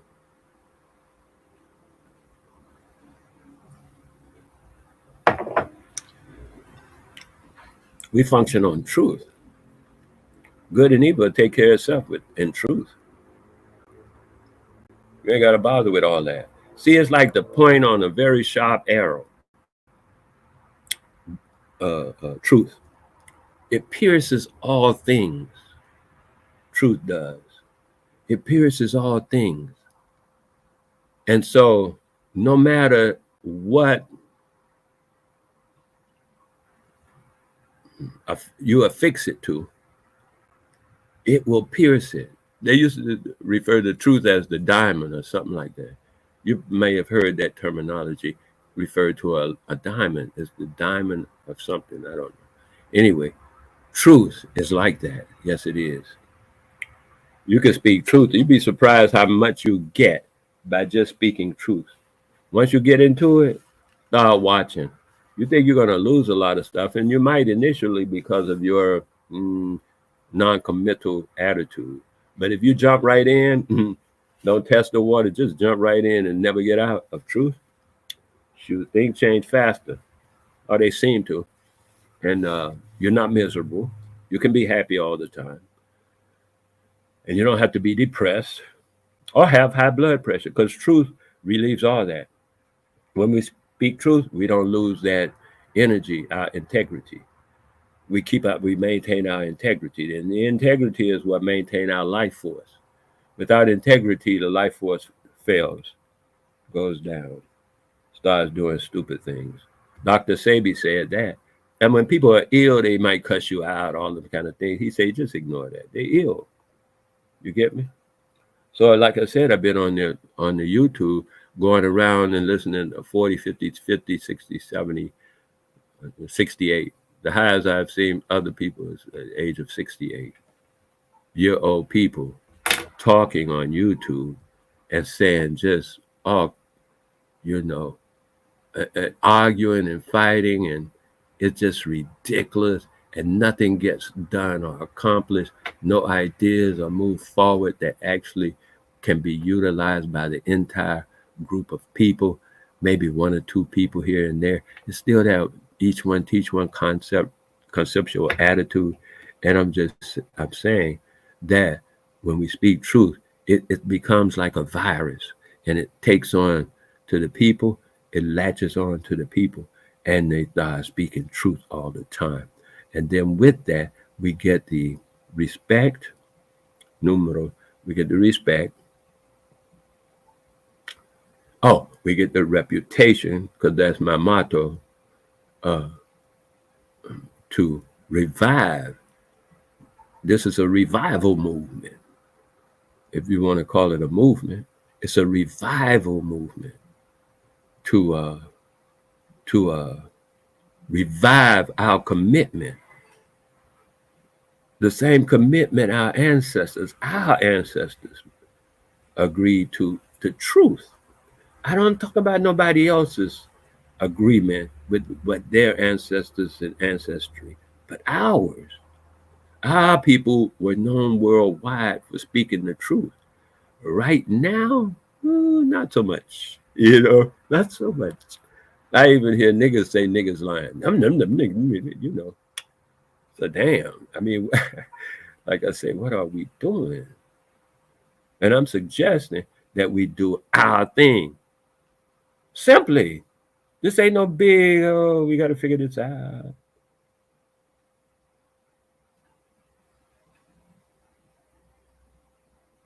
It's simple. The children can do it. They don't have to have no education, read no book, go to no classes. The teenagers can do it. They don't have to. Once you start teaching them to do it by you doing it, because children don't learn by, do this, do as I say, not as I do. Children learn by do as I do.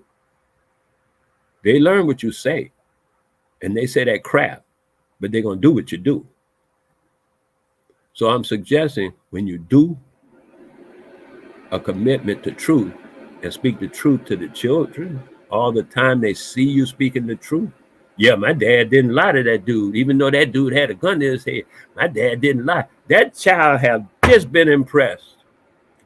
Dude, what are you doing? This shit is simple. You lie, what are you going to think? Oh, my dad. Oh, he trying. You start going into all of these apologetic concepts. But you won't stand for the truth. You won't stand for the truth. What will you stand for your child? How you going to stand for your child and you won't even stand for the truth? How you manage that? I don't know. This don't make no real big sense to me. So I'm suggesting that we simply, and it's simple, to speak the truth. What is that? What's the problem? Why do it get so much argument and kickback? And well, you're gonna get some kickback. What the fuck for? Suggesting that a people, and I say a people because I'm delineating, yes, not no everybody in the world. They're doing their thing. The Japanese are doing their thing.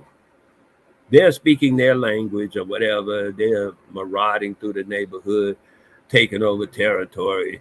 The Chinese are doing the same thing. They're marauding their neighborhood and taking over the territory. And the other people that are around, them other people are around, and we don't concern ourselves with the people who are being taken over. Is the reason why we are being taken over, because we don't represent a thing that we can all bind by, which is truth. I tell you what, in all them cultures that are being taken over, their bottom line is speak truth. I encountered a young woman from Peru whose grandfather, I think she said, lives up in the indigenous ranks in the hills, mountains, whatever. And she visited him more than once, she said.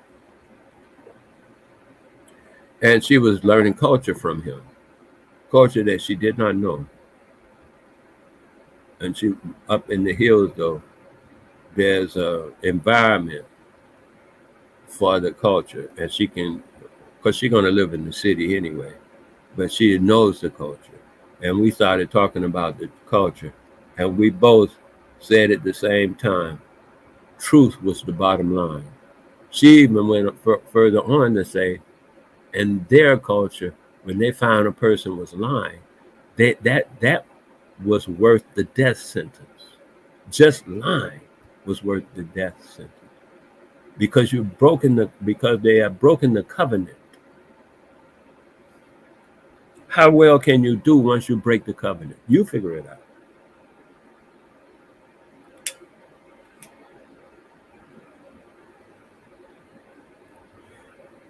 And when you break the covenant with the creator, come on, man.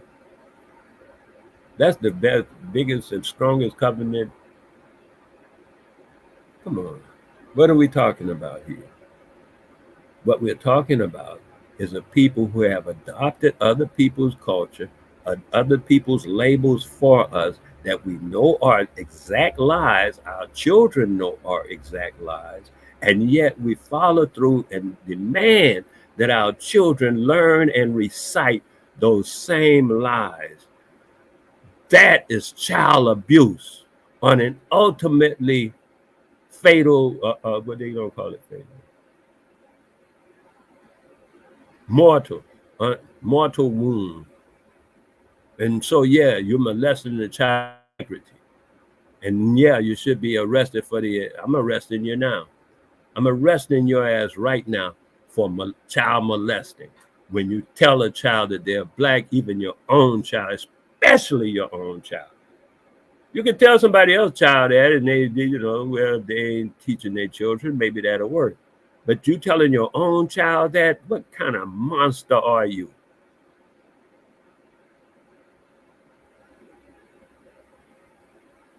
That's just nasty. And for no reason except what? You want a bag of trinklets. You want a bag of trinklets. You want some bling bling. The fuck? And then tell me anything. Nothing you can say to me. Nothing you should be able to say to the creator of the world. No bird will listen to you. No tree will listen to you. Nastiness. You do that to your own progeny. You put them in perpetual condemnation for the rest of their eternity by teaching them and informing them and making it a culture out of lying so that they can inculcate that nastiness that you have accepted.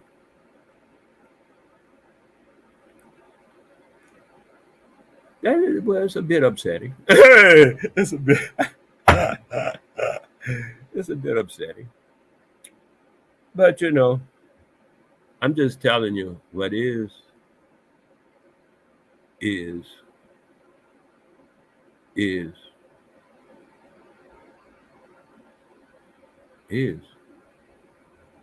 You know what I'm saying is so. That's not the problem. I'm not teaching nobody nothing. I'm not teaching. People try to label me. Oh, they'll go, oh, teach you. I'm not teaching nobody nothing. What I am doing is this. What I am doing is putting an angle to a mind that has not looked at that angle. A lot of people have looked at the angle and seen what I'm saying, but not enough yet.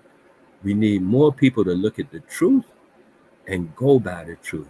Hey, DD, one love. Thank you so much. I appreciate you and everything.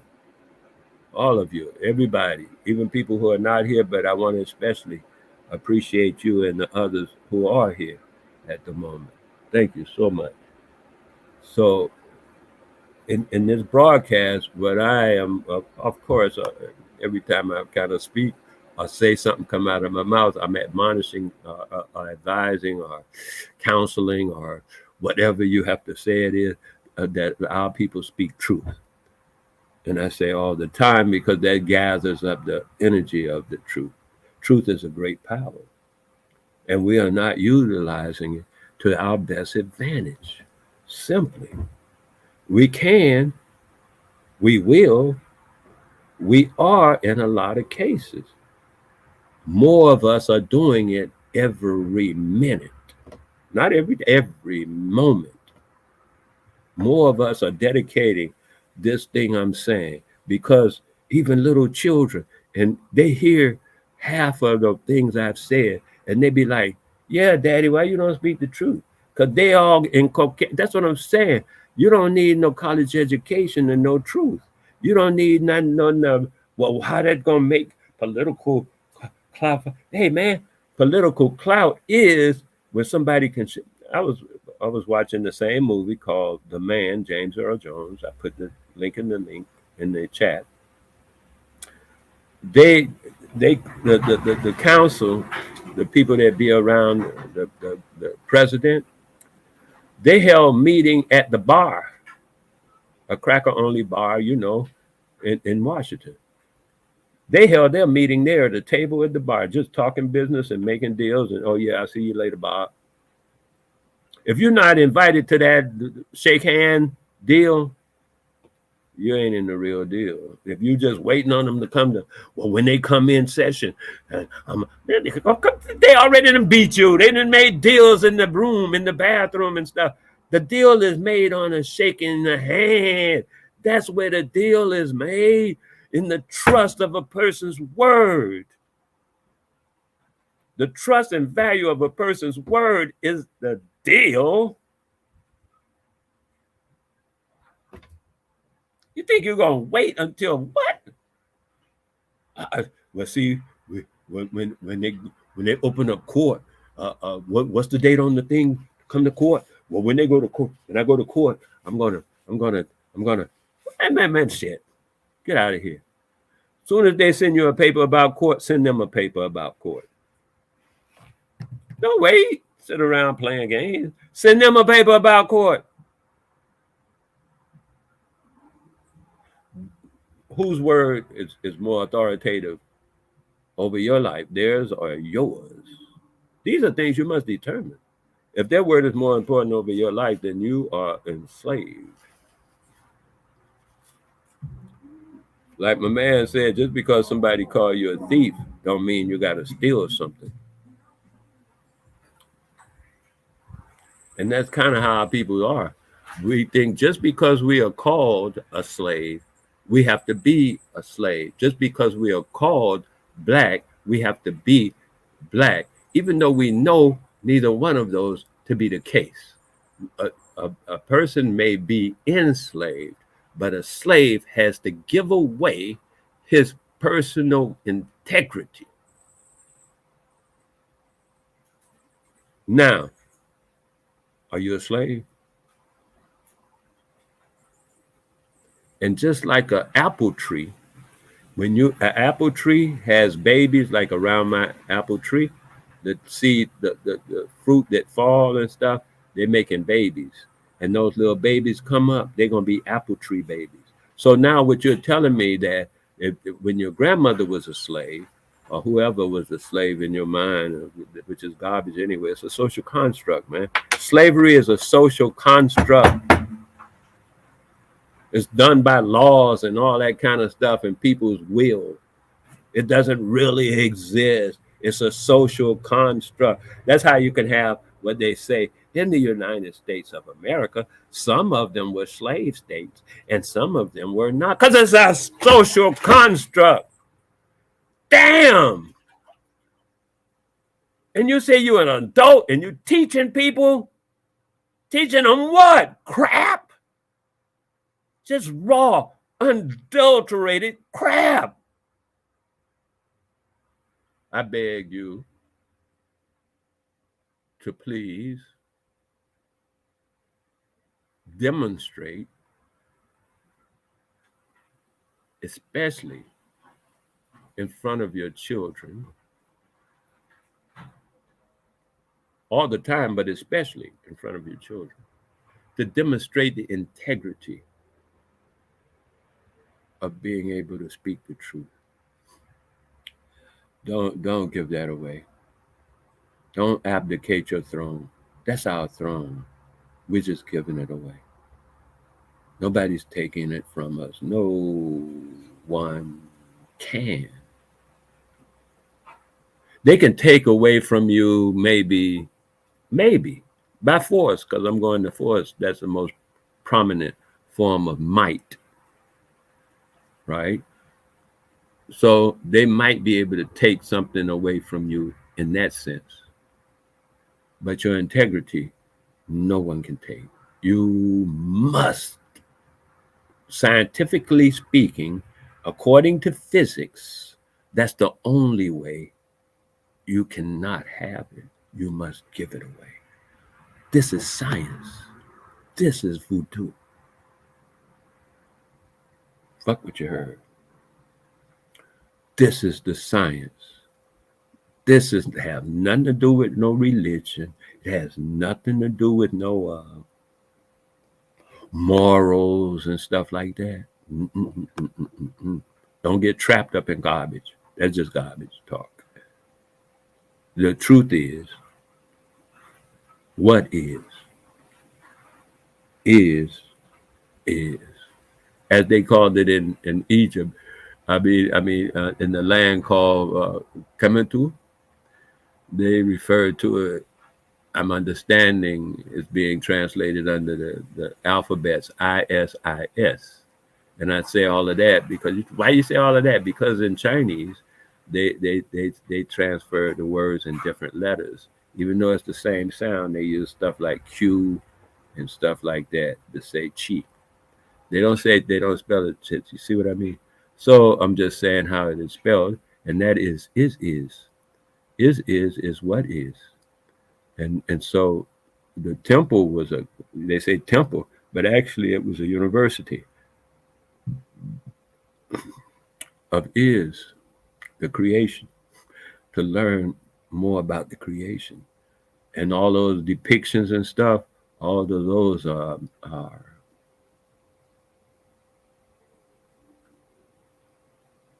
symbols of imagination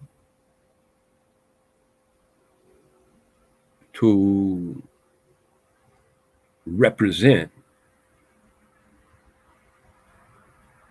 certain concepts. Whatever the concept was, use a different symbol for that concept to represent different concepts. It's all scientific. It has nothing to do with religion and worshiping and stuff. Actually, it was a matter of study. When you study something a lot, people refer to it as religiously, but it is not a religion. That's what is the truth of the matter. So, truth is the power that we are giving away on a regular basis. There you go. And that truth is, and I think it's more than just truth. I think it has a lot to do with the concept of the fact that, when anyone invited to tell their child that they're black, which is a lie. Everybody, and that's like telling your little boy that he's a girl. Are you so girlish? You ever seen people talk like that to their little children? You behave like a man. Whatever you be saying to them, you're real nasty to your own children. I don't know why, but hey, apparently that's your culture. Sounds like torture and molestation to me. But if that's your culture, do your thing, baby. I have nothing to do with that. My culture is in truth. That's where, my culture is. My culture says, speak truth. There you go.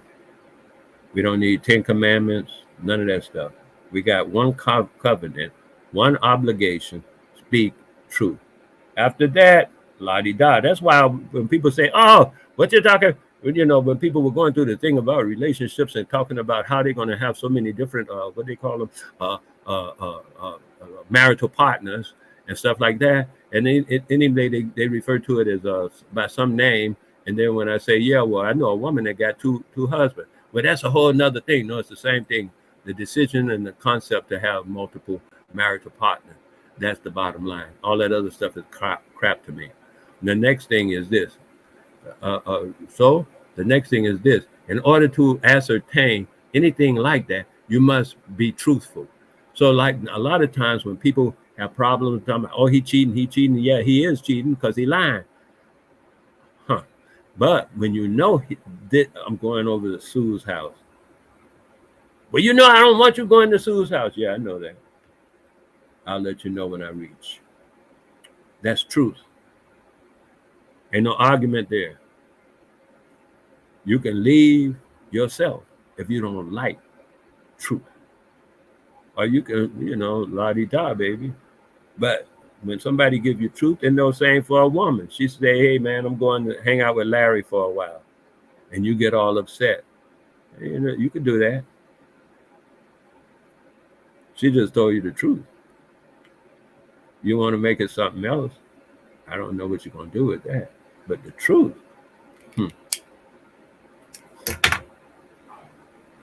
once it's known and everybody knows the facts, then people can make adult decisions. Once you're making he is screwing Mary, but man, he be bringing in that he taking care of all my children and this and that, or whatever you go by as your values at the moment to assess your situation as an adult. That's all. And then you say, yeah, but I'm gonna hang in a couple of minutes or something like that. See what, la-di-da. Without guile, without malice, in truth. That's all. This is simple. And we work those little things out amongst ourselves, and you'll find that we work better together. This thing people don't know, why we ain't got no unity, and I'm telling you why.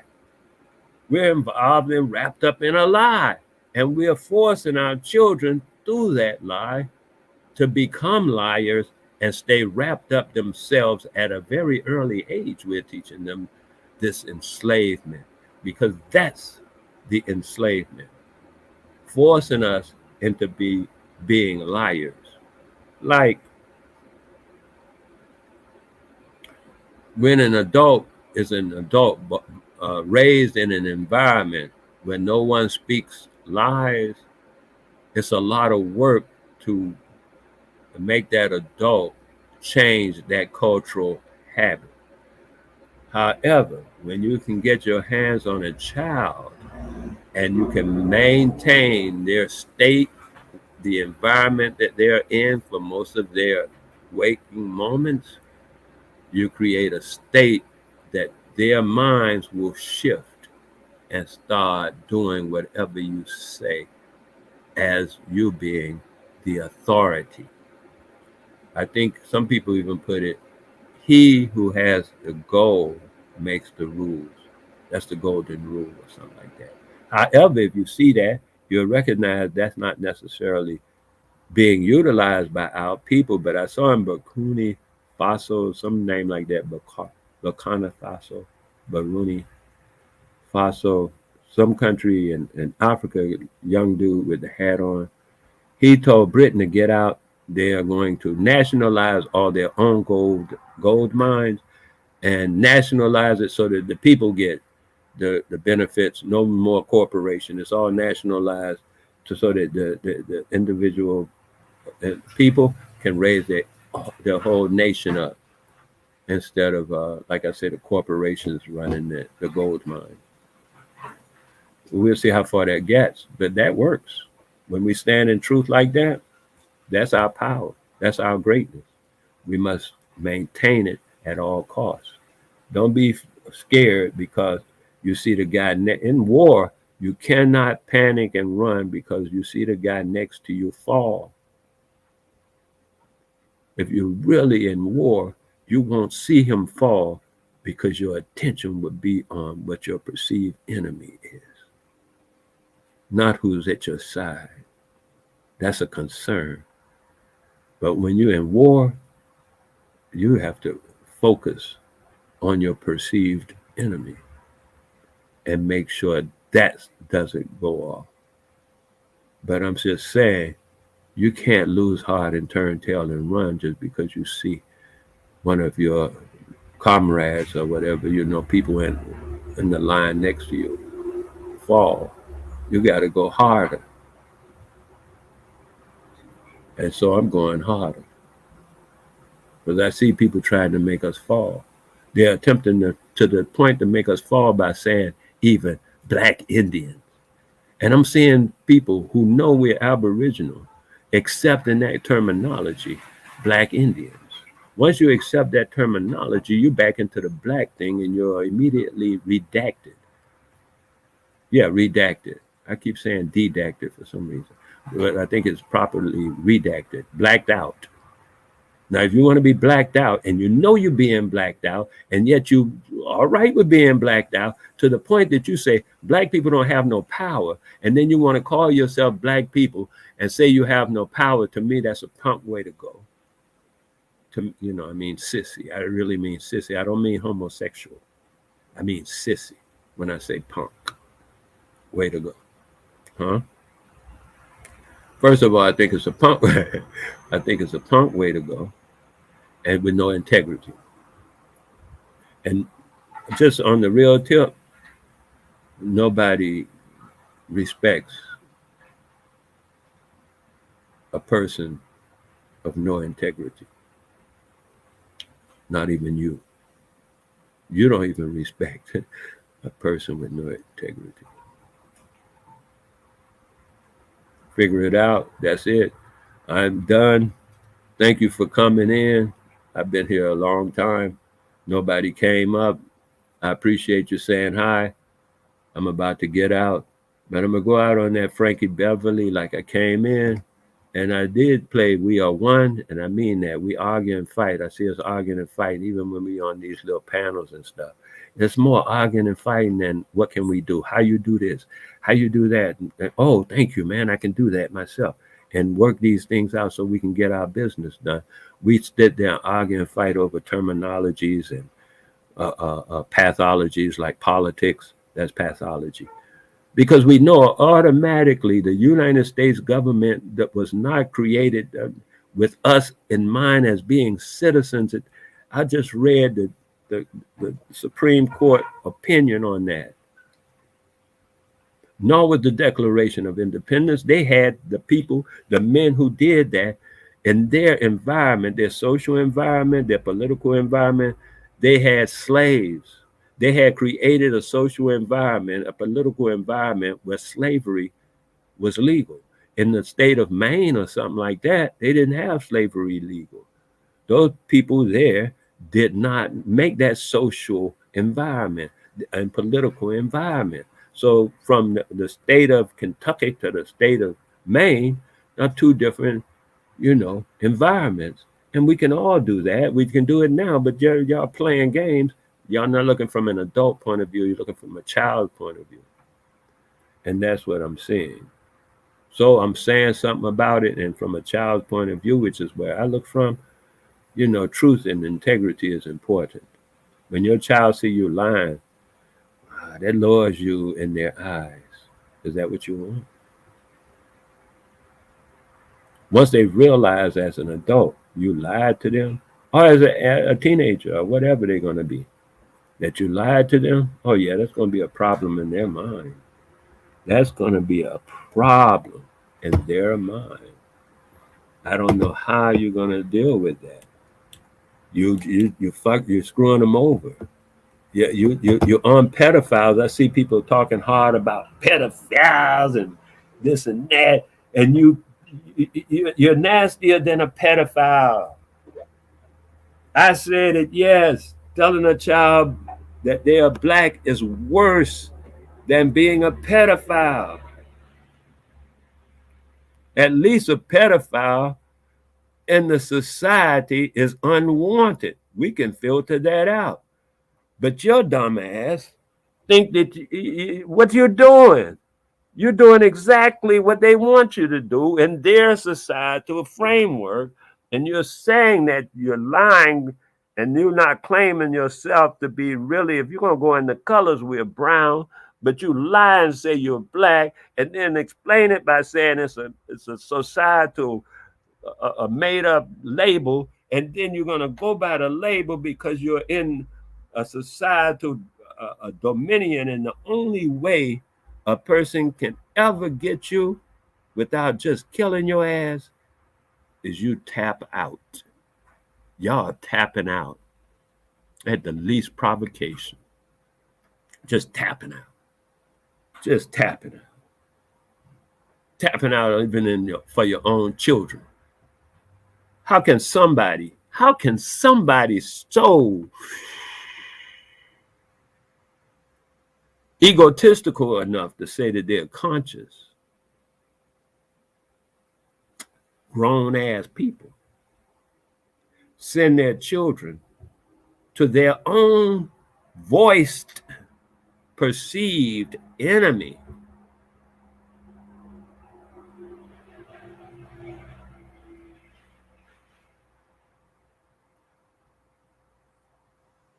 For their education.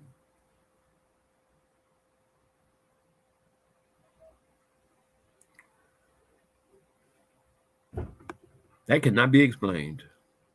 That's a conundrum. That's a idiot brain. That's called idiot brain. That's what it's called, idiot brain. That's called idiot brain. You know somebody's out to do you harm, and you send your own, but you calling them black too and telling them that they black. So just another form of child molestation that you are performing. It's just another example of you molesting your own child.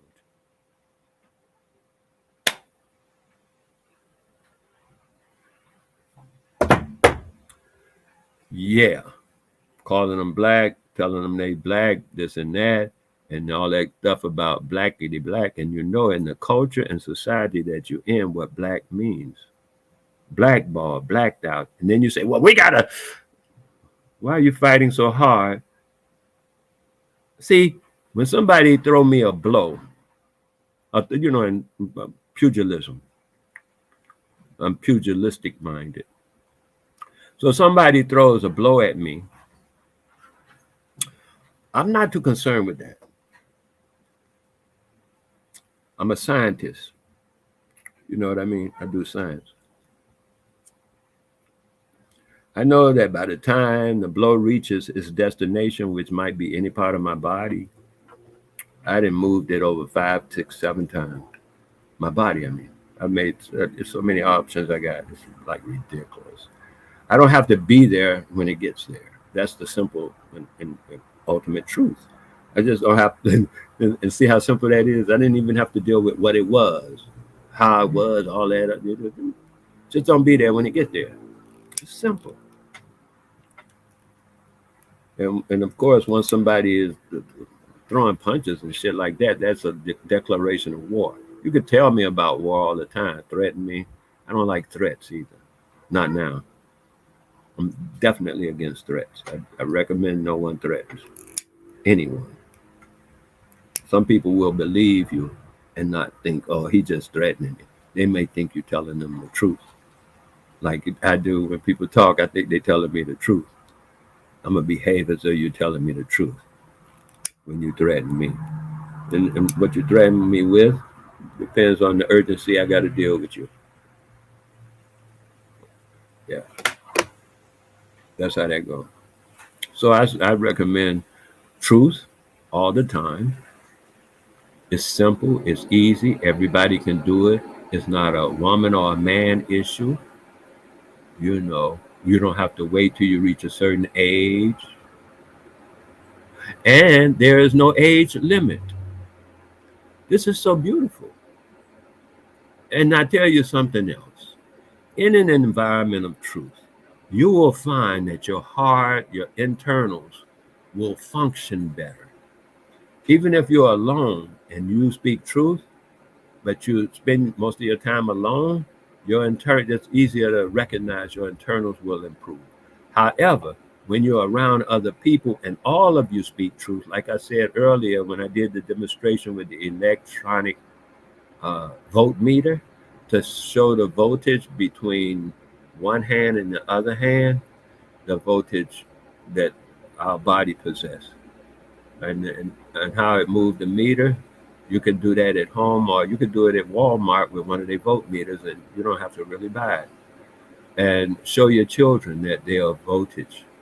You can show them all. You ain't got to just do that with adults, because the truth is something that can be shared among any age group. You don't have to be like he's not in college yet. That don't matter.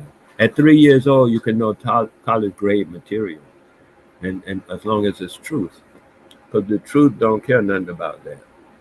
The truth is, yeah. So now we're in the is. Everybody understands that we are doing our ancestry and not someone else's ancestry.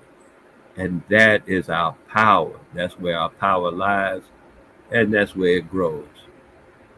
Uh, I'm going to have something to eat. One love. I'm going to put on that Frankie thing I said. Was that Mr. Frankie Beverly? I'm going to put that on. I think I got him right here. Yeah. And put that on. There's a piece somebody had wanted the other day. See how that plays out. Happy feelings. Yeah, because I always ask the question, are you happy? So after this, I'll just log off and let somebody come on. I thank you for showing up. I thank you for listening. It's the real truth of the matter. Just thank you. So I don't see any in the back. Yeah, I don't see anybody in the back or the front or however it goes. So I'm good. Thank you so much.